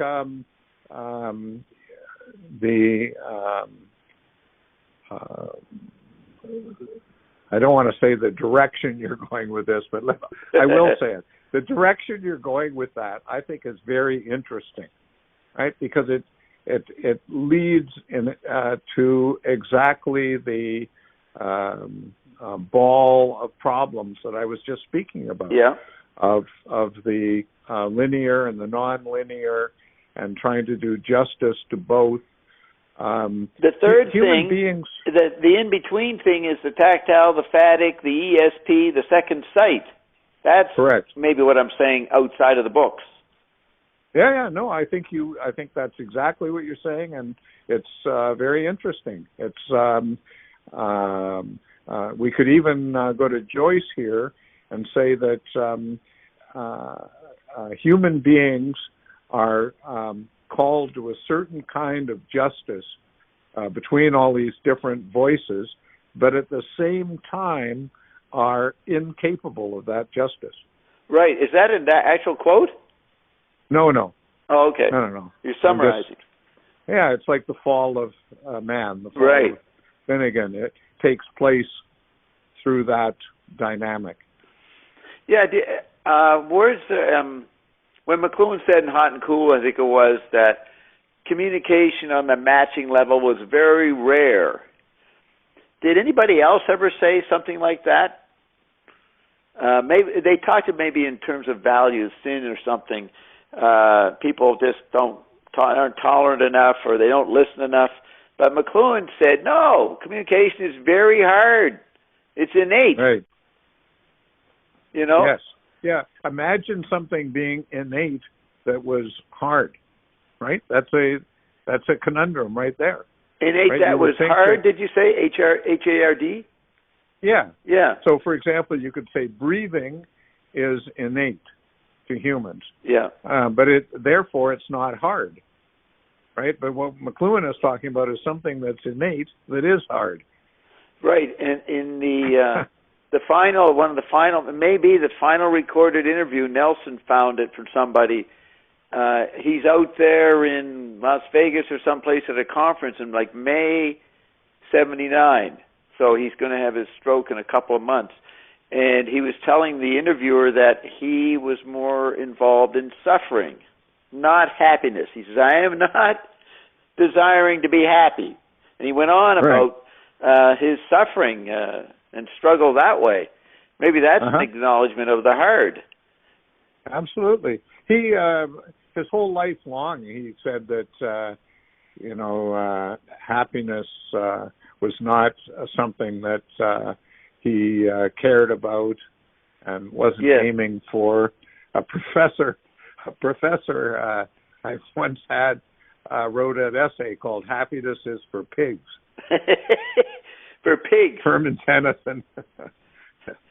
Okay, but it's not a sentiment among people. I mean, the whole educational culture is to make you find your role, your job, to make you happy, right? That's the whole bias of, I don't know, bourgeois culture or something. Right. But imagine if you're a father of 4 kids, then 5 kids, then 6 kids. One of the most important things you have to do in life is instill a sense of happiness in your children. And to keep, right? Yeah. And you have to do this not only for them, but for your wife. Yeah. And for her relationship to the children and stuff like that, right? So the tensions in McLuhan as a result of what we're talking about here, not caring at all about happiness, and yet having to have that as one of the main goals in your life as regards your kids and your wife, that's a difficult situation. Yeah, so when he breaks Eric's toys, he's not concerned about Eric's happiness. He wants to wake Eric up. Like, in a sense, he didn't think children were incapable of developing critical faculties. Right. But as you said before, I mean, this is almost insane, right? Yeah. How do you bring up a child to be sort of a happy participant in the world by stomping on their toys? But then that's the cliche. Genius is very close to madness. I like what I said a little earlier. They've got an allergy. I mean, Mozart's got an ear allergy, right? He can't take normal soundscapes, so he has to beautify it somehow or fix it. I think Zappa was like that too. But any sense, and then you have a genius of that sense, and their art forms, they're allergic to it. But McLuhan has at the end of War and Peace, they asked Mozart, what music do you like? And he said, no music. Right. Actually, an artist is someone who invades a particular sense modality and fuck with it. They don't like it. They want to ruin it for other people.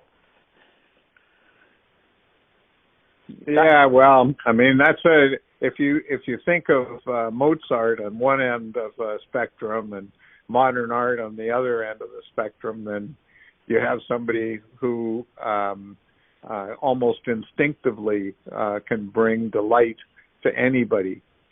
That's Mozart. And then on the other end, you have people who are repulsed by delight. Yes.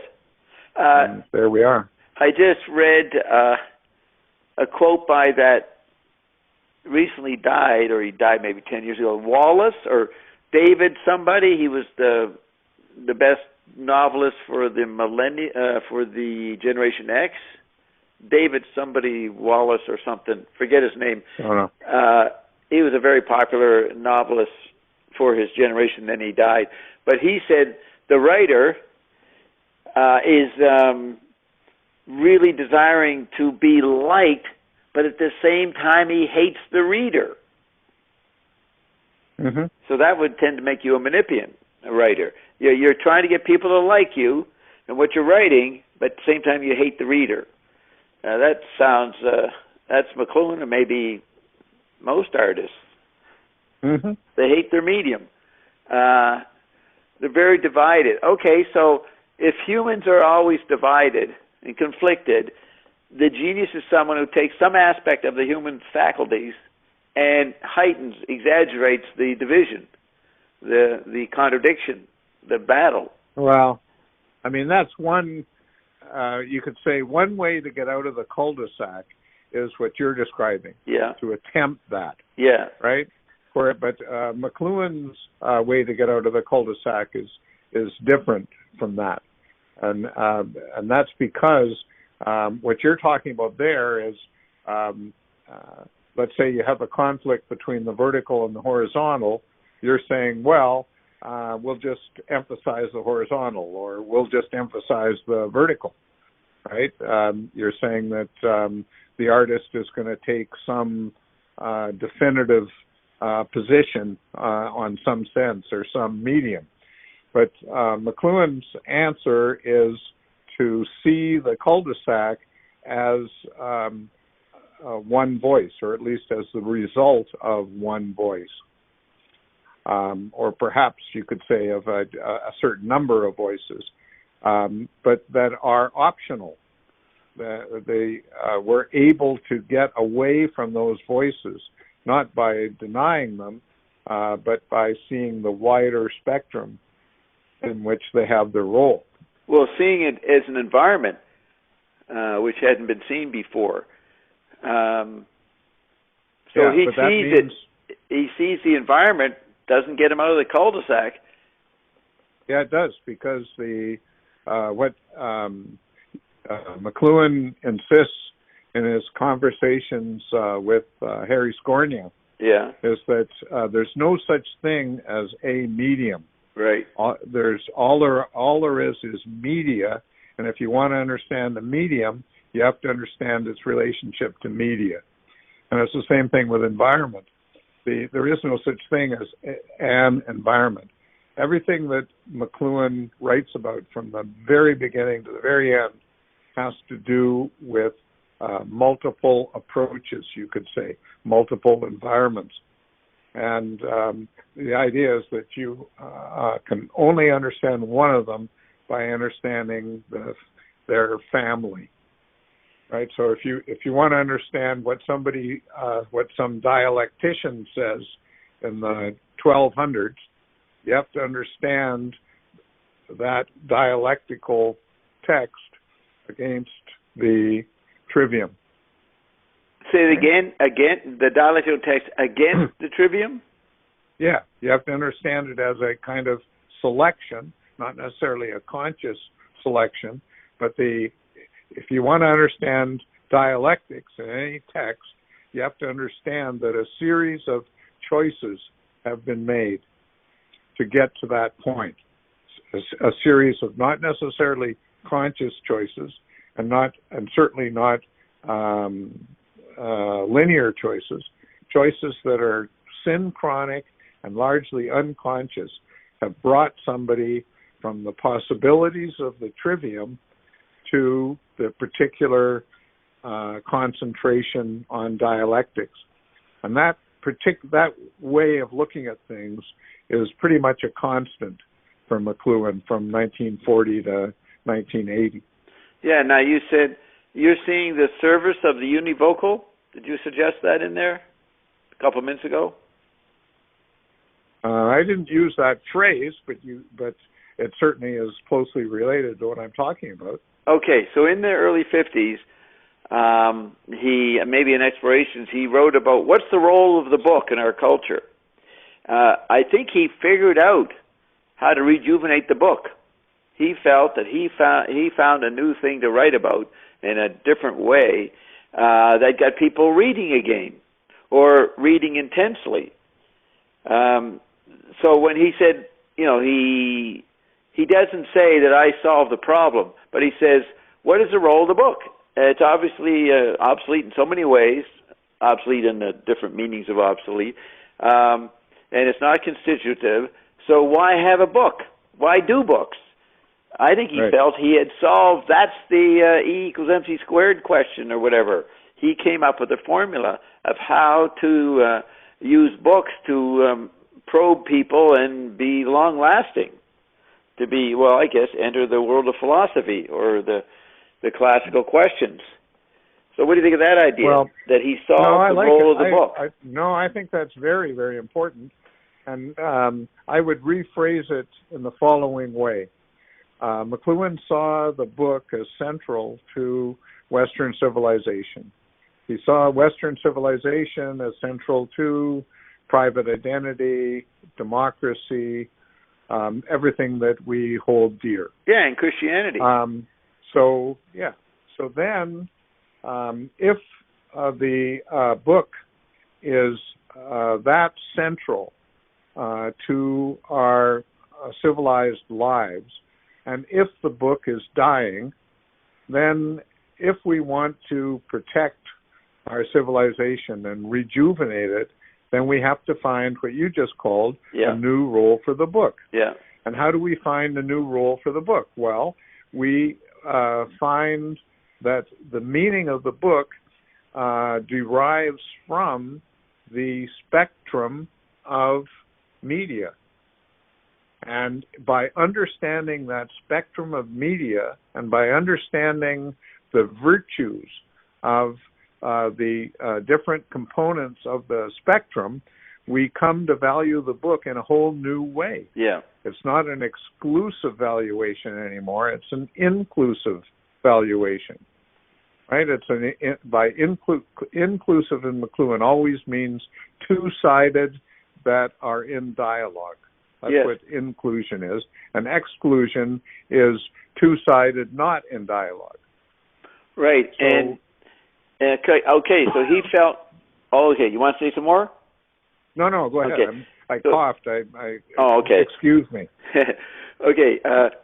So he saw Finney's Wake solve that problem, but he had to translate it. But he indicated that Joyce thought he solved it on page 52, where it says, television kills, this is in Finney's Wake, television kills telephony and brothers broil. The eyes demand their turn. The book demands its turn. Let them be seen. So McLuhan wrote a book about what the book does to the eyes and the act of seeing, and showing you how the eyes are seen. So the eyes demand their turn. Let them be seen. That's a statement of what I was just talking about, solving the book problem. Correct. We were both talking about that. Yeah. Because just as I was talking about the book as a component of the spectrum of media, so is the eye a component of the sensory spectrum. Right? Yep. And the way to value the eye, according to McLuhan, is not to see it as the dominant sense or the sacred sense or something like that. It's to see it in terms of the spectrum where it has its particular use. If we think in terms of chemistry, it's absurd to think that some elements are better than another, but it's not absurd to think that for some purposes an element is better. Yeah. Right? If you want to breathe, I'd advise you to get some oxygen. Have you seen the quote? Well, actually, I just forgot what it was. Let me think for a second. What were you? We're just talking about the eye and the value of the eye. I may have lost it. The rare sensory quote. spectrum, or in relation to the book, or the role of the eye. You were talking about the quote out of, I think it was from Counterblast, about Brothers Broyle. Well, that's from page 52 of Finnegan's Wake, but he quotes it a lot but it's throughout the years. Quoted by McLuhan. Yeah. It's almost his favorite quote from Finnegan's Wake. The eyes demand their turn, let them be seen. Okay, I can't remember right now. It'll probably come back. So I'm looking at my book, and I'm going to explain the tech body, which refers to something no one knows about, unless they talk to Ion. Ion came up with the term. And to keep it part of the mysterious, I'm not even going to explain what Ion is. The point is, I want to show that McLuhan predicted the tech body, which is what Ion said, that McLuhan, his greatest achievement was predicting the tech body. Yeah, but nobody knows what the tech body is, unless you listen to Ion. But isn't my impression, this is a side of your thought that I really don't know much about, but my impression is that you've always had a series of what might be called animated fates, right? So animated what? Fates? Fate, F-A-T-E, fate, animated fates. Some people have an understanding of what a fate might be like, but they don't think of it in terms of animation. Right. Right. Whereas you very much like the idea of what might be called a non-human animation. Okay. Right. And it seems to me that back in the 80s already, I think you were talking about Rumpelstiltskin. Yep. Right. And then you were talking about the android meme. Yes. And I see the tech body as sort of the later development things. Yeah, exactly. So I want to show that McLuhan anticipated that because Ion said that. So I'm going through the quotes, or what I can find of McLuhan's work, that would lead to that.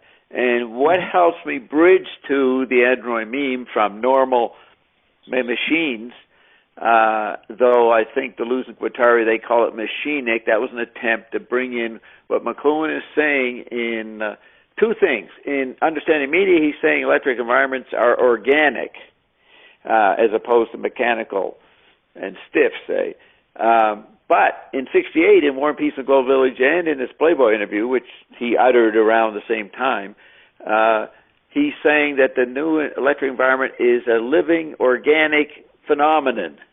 He's beginning to see the HAL of 2001, that this thing, the computer technology that is a common paranoid vision today, that technology is out of control, it's in charge and taken over. And there is a big documentary, very popular, called The Social Dilemma, which intuits that and deals with that problem. Have you heard of that? I've heard of it, but I haven't bothered to look at it. Yeah. Let me just interject, Bob. Notice how this relates to a lot of what we've talked about today and even before today, and that is that McLuhan in the 1940s basically had to come away from the idea of his mind or the mind of the critical theorist as a kind of searchlight that illuminates the Western tradition Yes. through its questioning and stuff. He had to come away from that to a notion of incoming voices, only one of which was like that searchlight. Yes. And the some of this was from Jung, because Jung sees the different possible manifestations of personality as collective and as animated, as different kinds of gods, right? Yeah. And so McLuhan had this notion of what might be called superhuman animation, and as an incoming animated voice. He had this in his consciousness from the late 1930s, but he wasn't able to integrate it with his critical thinking for maybe 15 years or something. That was sort of what was going on in his mind in the early 1950s, right? And then he had to find, once he had some notion of this, how to integrate these things, he then had to find some way to communicate it, and it was here that art theory and film theory came to intrigue him, and so he developed a way of talking about these things out of art theory and film theory that led to The Medium as the Message in 1958. Right. So that's just the McLuhan background of what I hear you saying. Yes. About the development of the tech body. Yeah, and the Mechanical Bride, he tells his mother, is a new kind of science fiction. New kind. Right. He was a science fiction writer, and Theo was the first to tell me that he thought, Wyndham Lewis, more obviously, is a science fiction writer, but that Finnegan's Wake was an incredible science fiction.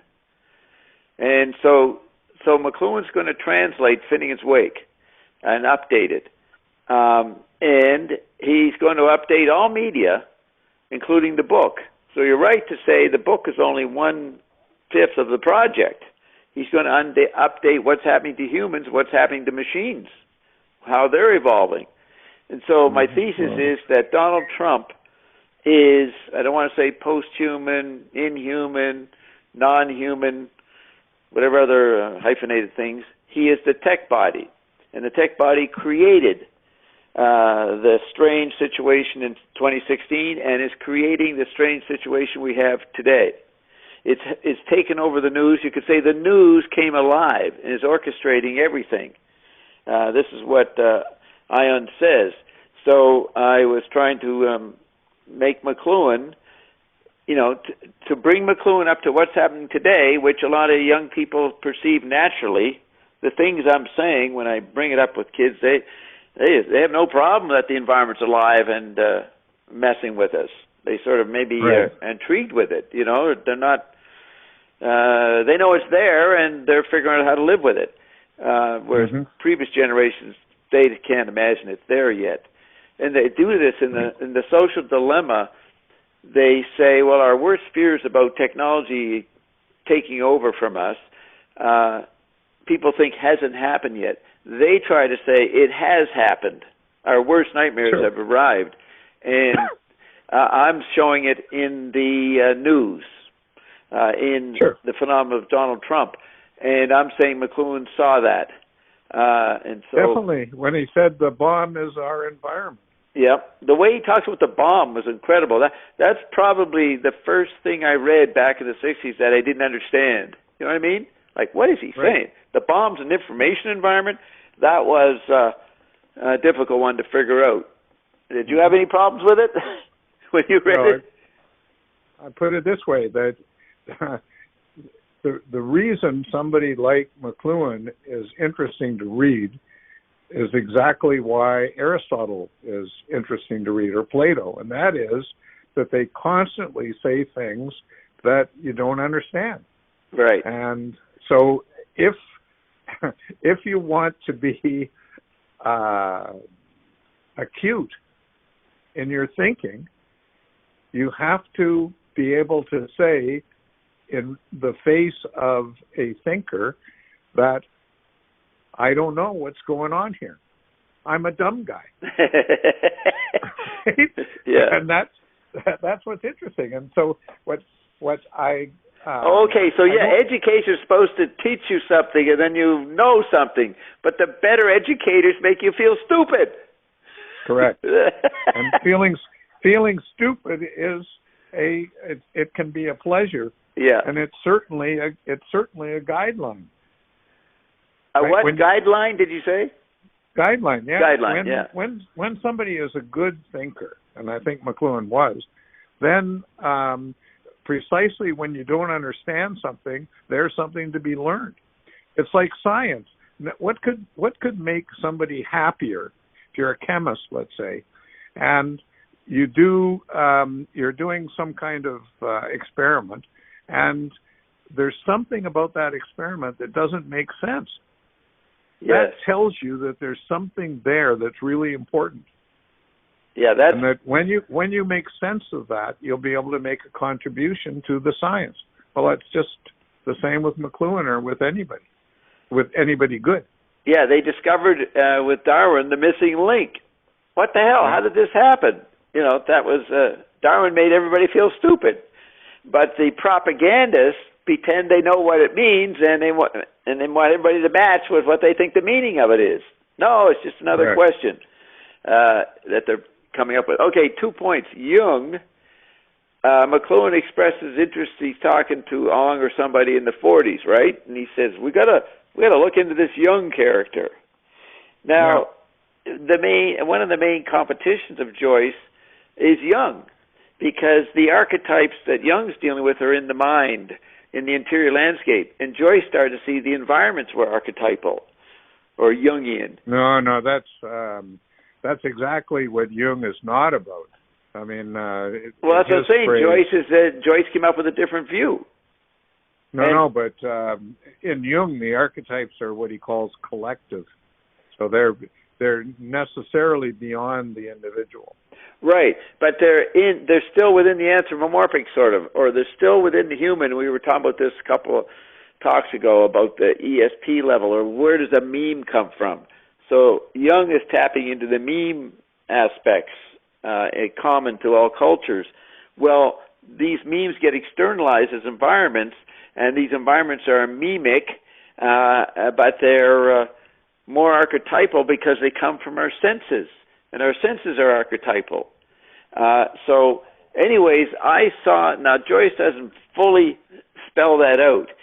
You have to read McLuhan and know that McLuhan is going beyond Jung, as he tries to show from cliche archetype, but he got the impetus to go past Jung from Joyce's attempt to go past Jung, or deeper than Jung. That's what I'm saying. And so you're saying that Jung is very important, yes, but if he's important to McLuhan, he has to be toppled. I don't know, on behalf of Thomism or understanding, just understanding. Yeah, so toppling is an interesting thing to think about. If you think about wrestling, let's say, if you're trying to topple your opponent, but the toppling is embedded in an agon, a contest between the two sides. So reading somebody has to do with toppling them, but at the same time appreciating the dialogue that you're involved in with them. So Jung is a rather surprising guy. He's a little bit like McLuhan in a way that he says a lot of things that are a little bit dumb or a little bit crude, you could say. Yeah. But he's got a lot of insights, a lot of sudden illuminations and stuff. And so it can be a happy experience reading Jung. And by the way, Jung was kind of taken forward by a guy by the name of James Hillman. I know. And McLuhan quotes him. Yeah, exactly. He read Hillman's early book, Emotion, and quotes that a lot. Yeah. Unfortunately, he didn't. Oh, I guess McLuhan died before Hillman wrote Revisioning Psychology. But Revisioning Psychology is a great book. I'd recommend it to you if you haven't read it. I think it would go well with a lot of the thinking you do. He extricates psychology from human beings and talks about the reanimation of the world, which is very important. I knew Hillman. He was a difficult guy. How did you know him? You were a student of him? It was like McLuhan again. I thought that it might be interesting to study with Hillman. Hillman, as you may know, went to the University of Dallas, which McLuhan went to later. Yeah, in 75. And that's right. So Hillman wasn't there at the University of Dallas yet, but he would come in the early 80s. And I had read a lot of Jung and read a lot of Hillman, and I knew that he was in Dallas, so I went down and had a little bit of the same experience with Hillman that I already had with McLuhan. I was amazed at how Hillman was not open to ways in which I thought he should be open. And, well, you were a man on a mission. You actually had some epiphanies you were trying to upgrade McLuhan and Hillman with. Well, I generally when I thought there was something to be learned, I tried to go to the source. Yeah. And so Jung was already dead. And then I thought it would be interesting to study with Hillman, but that didn't work out any more than the idea of studying with McLuhan did. Well, okay. So you encounter a guy who's closed-minded about your idea. Did he have other eccentricities, or was it just a conversation you had with him?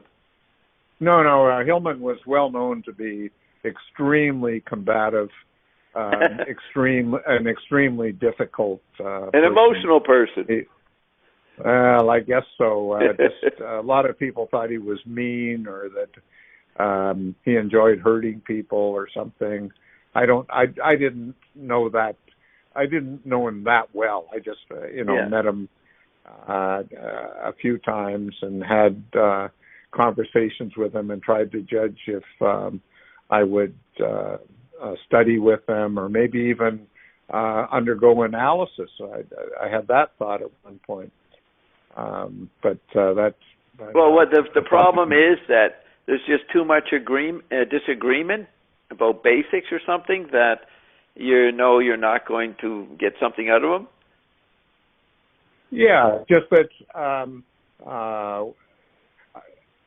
with McLuhan, I just may have hit him at a bad time because of his operation and all that sort of stuff.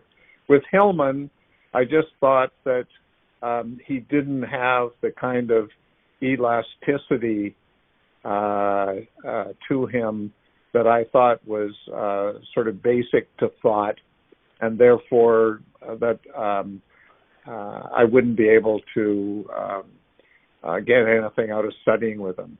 I thought his idea of education was to impose on people his personality and his view.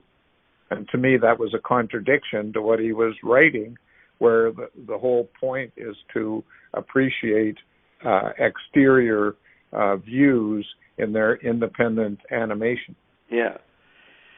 I was just thinking, I wonder if you're basically have a Canadian sensibility and you're encountering the kinetic bias, manipulatory bias, McLuhan says in page 136 of Cliched Archetype, the sensory bias Americans, the manipulatory kinetic bias is, and I don't know if that was in McLuhan, but as a Canadian, you're a different sensibility than this American guy. Yeah, I think so.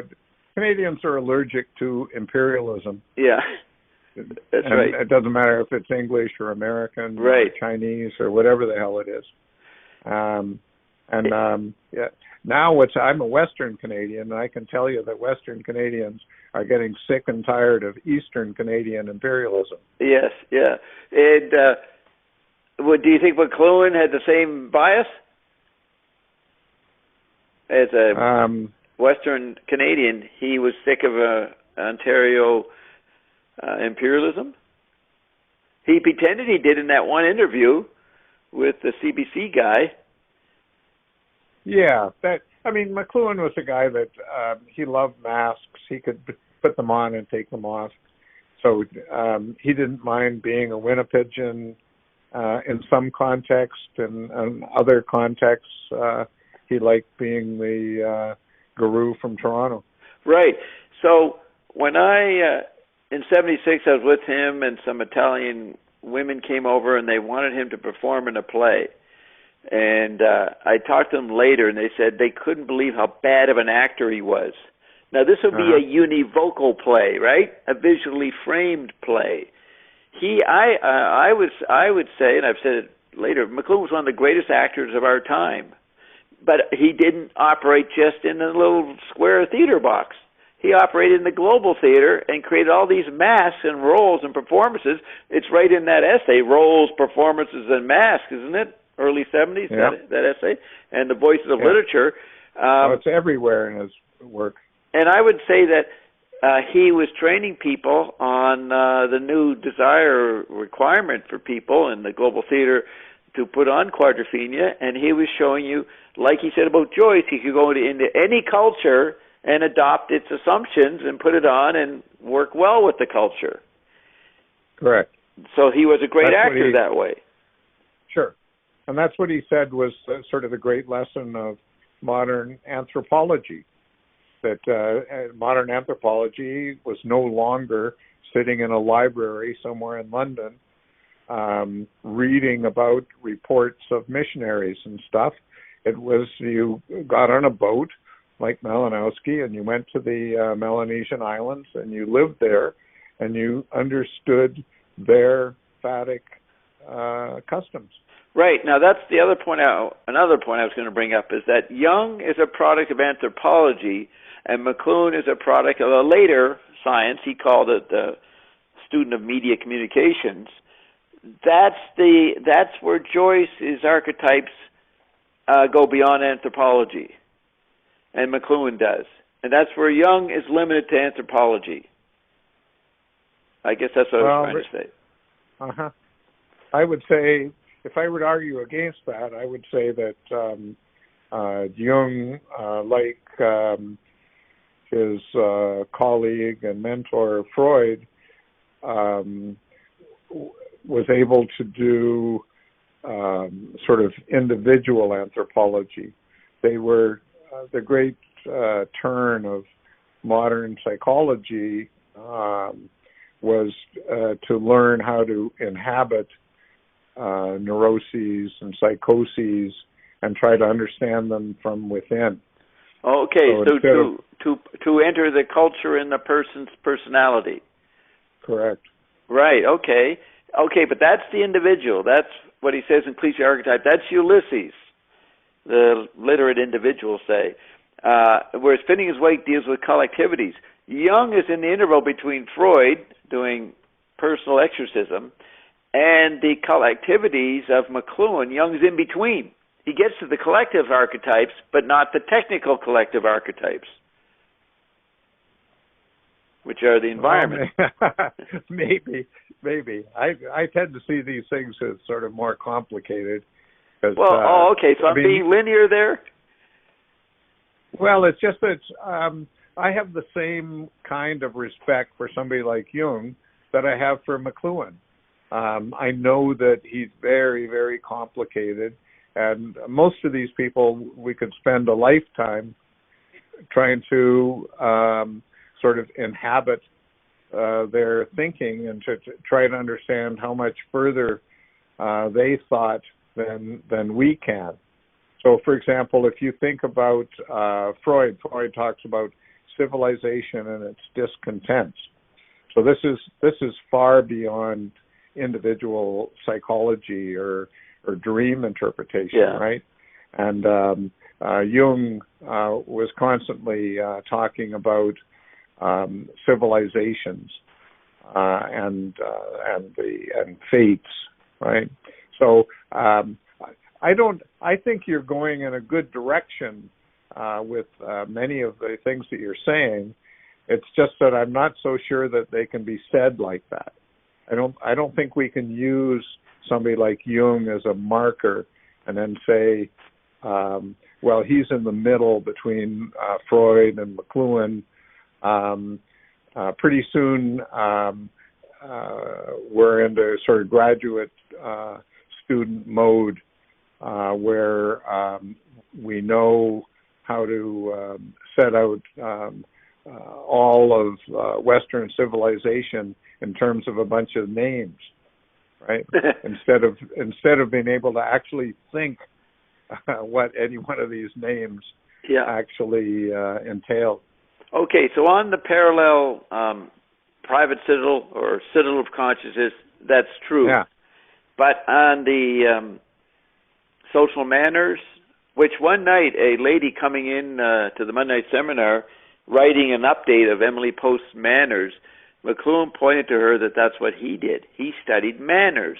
So he kind of, we think of manners as kind of superficial, bourgeois activities or niceties or violations of it.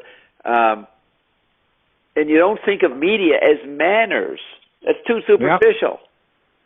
Well, no, I think you're absolutely right. McLuhan used the word decorum, right? Which he got from he got that from Maurice McNamee, who was writing a thesis on Bacon when McLuhan was writing his thesis in the early 1940s. So a lot of McLuhan's quote unquote thinking in his thesis was just transcriptions of McNamee talking about Bacon. Right. And one of the ways that McNamee talked about Bacon was in terms of decorum.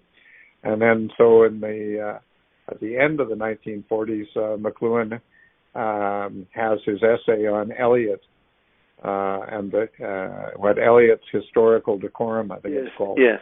And that essay is very, very important. Right. Now, McLuhan. But when he said that, so he reduces media study to manners, that's the citadel of consciousness that's not affected by media speaking. He's on that side. And media are silly, trivial. They're just arguing over manners, and then new media come in. No. What? I don't think, no. Manners are not something trivial and stupid. Okay, I was taking it that way. It seems odd that he reduced his work to, updating Emily Post. But I don't think he was reducing it. I think that's related to a whole bunch of things that we've talked about.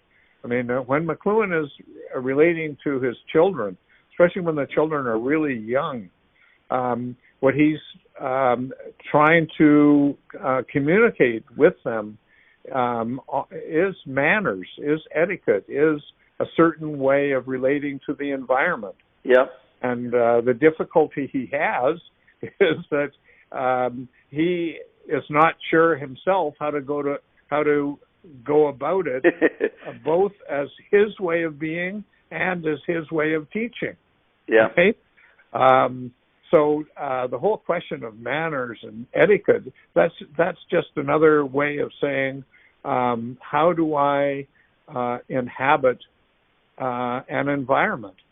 Right. Now, he says to Michael Horniansky in 1976, one of the rare times he defines his manipulative satire, he says, presenting a ludicrous image of the surface manners of society or of life. Right. That's where he indicates manners as surface. I know the lady was shocked that she was being told that McLuhan was in the same field. She didn't believe that. But yeah, he was given the ground the ground manners, the ground gestures to her surface gestures, her fashionable concerns about, you know, how people set their table in the 70s as opposed to the 60s, you know.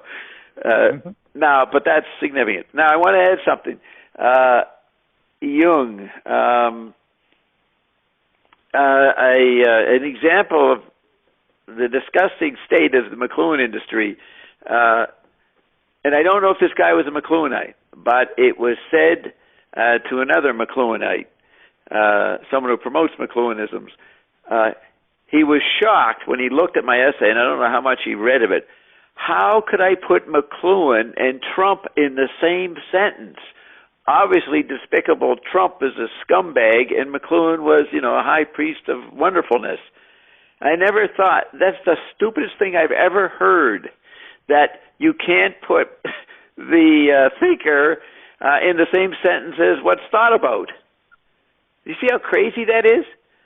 How could I discuss Trump in the same paragraph with McLuhan? I wasn't saying Trump was equal to McLuhan. I was using McLuhan to explain Trump. Yeah. But that's the most recent intellectual stupidity I've ever heard in a long time. I mean, ridiculous. When I was told this, and the person that was told says, "Yeah, it beats me why Bob does that." So I swore at him, called him a fucking idiot. That was my response to him, to even engage and not, you know, chastise the idiot who said that. Can you believe that? Well, I think the person was not making an intellectual point. It was just like saying, how can you mention these two in the same breath? Well, right? maybe he means he's a high culture literate snob, and he doesn't understand the cognitive school that you look at popular culture. Mm-hmm. So he was the ethical cathartic, you know, Matthew Arnold school, which quote I begin with in my essay. I quote McLuhan talking about the two views, the ethical view of art and the which is cathartic, and the cognitive view. That's how actually we started our conversation today. Maybe what we should do is we're coming up now to, I think we're almost at 3 hours. We're almost at 3 hours. So what we might do is stop for this week. Okay. At the point that at the beginning of my book. Initially, that's right. And so what we can do is next time we can take up the very same starting point, but attempt to make a different kind of progress. Now there's the cul-de-sac. We are manifesting. That's right. Yeah. Every conversation is, we're in the cul-de-sac once again. That's it. You know, a guy I knew in New York, Harold Chandler, he when McLuhan came out of his, you know, long surgery in '67, he said he had these songs going on in his head, and it was some famous guy, Harry somebody of the 30s. Yeah, probably Harry Lauder. I think that's who it was. Yes. So Harold Chandler, out of the blue, I've known him in New York for many years, he started singing a Harry Lauder song, and I said, that was McLuhan's you know, core melody or core rhythmic conditioning.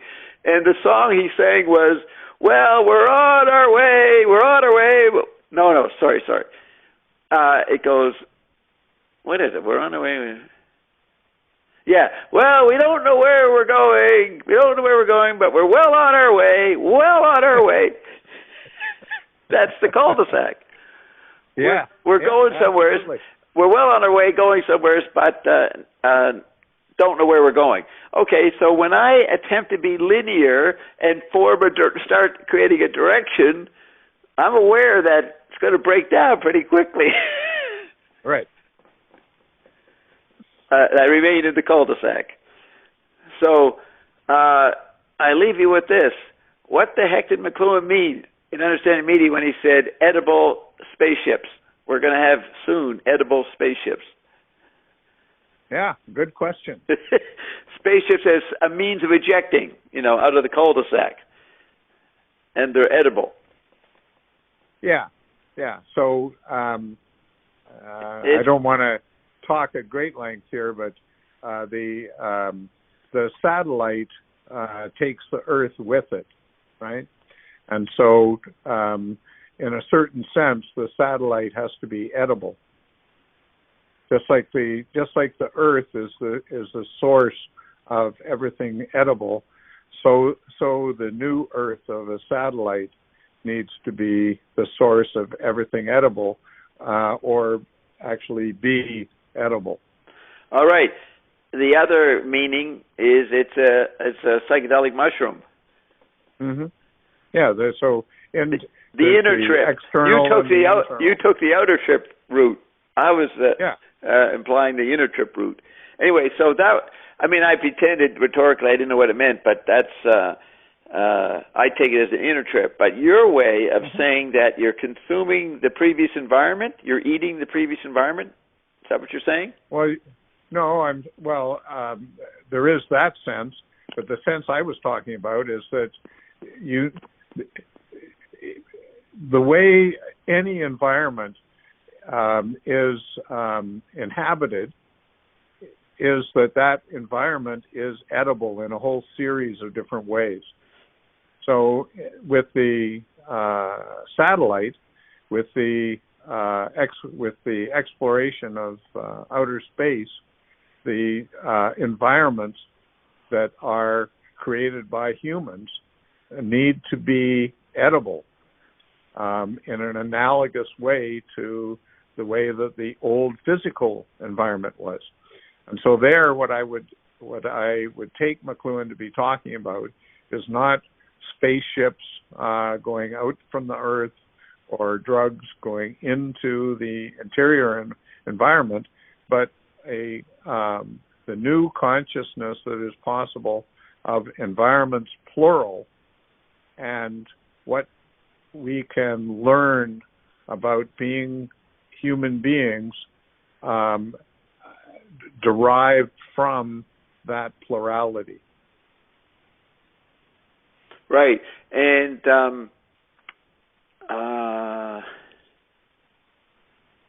what was I going to say?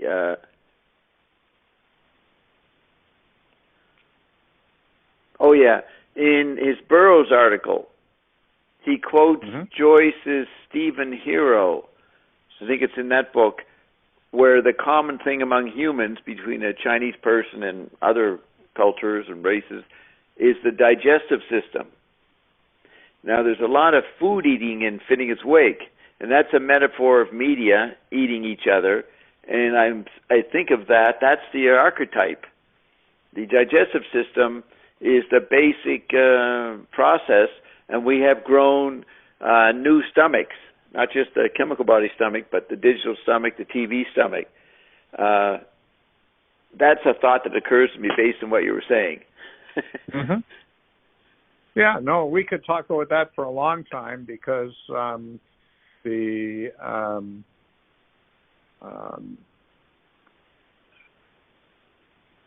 digestive system, as you suggest, is not singular but plural. Yeah.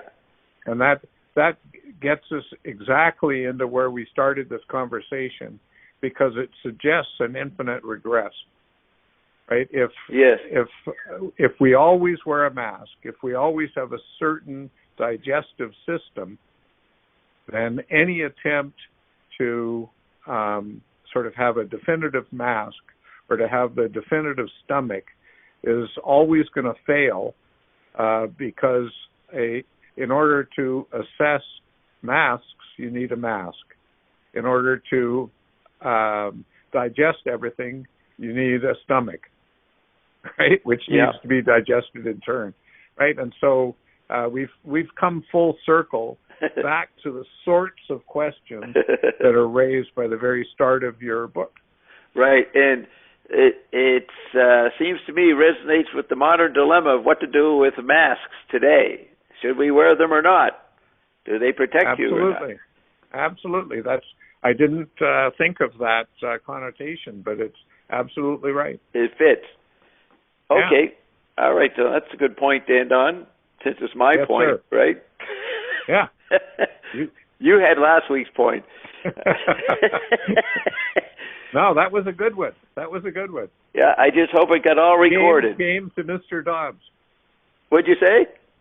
Game to Mr. Oh, Dobbs. yeah. That's right. So look up that Harry Lauder song. We don't know where we're going, but we're well on our way. Absolutely. Okay. My grandparents were both born in Scotland, and so they were great fans of Harry Lauder. Oh, he was a Scottish singer? Yes. So how come Americans heard him? Well, in the they 30s. may not have. Was this an American or was this? Yeah, Harold Chandler's an American, true American. Oh, okay, yeah. I'm sorry, I've seen him. I've seen your interview with him. Yes. He's a McLuhanite. He's an interesting McLuhanite. Mm-hmm. Well, I don't know where exactly Harry Lauder was a singer.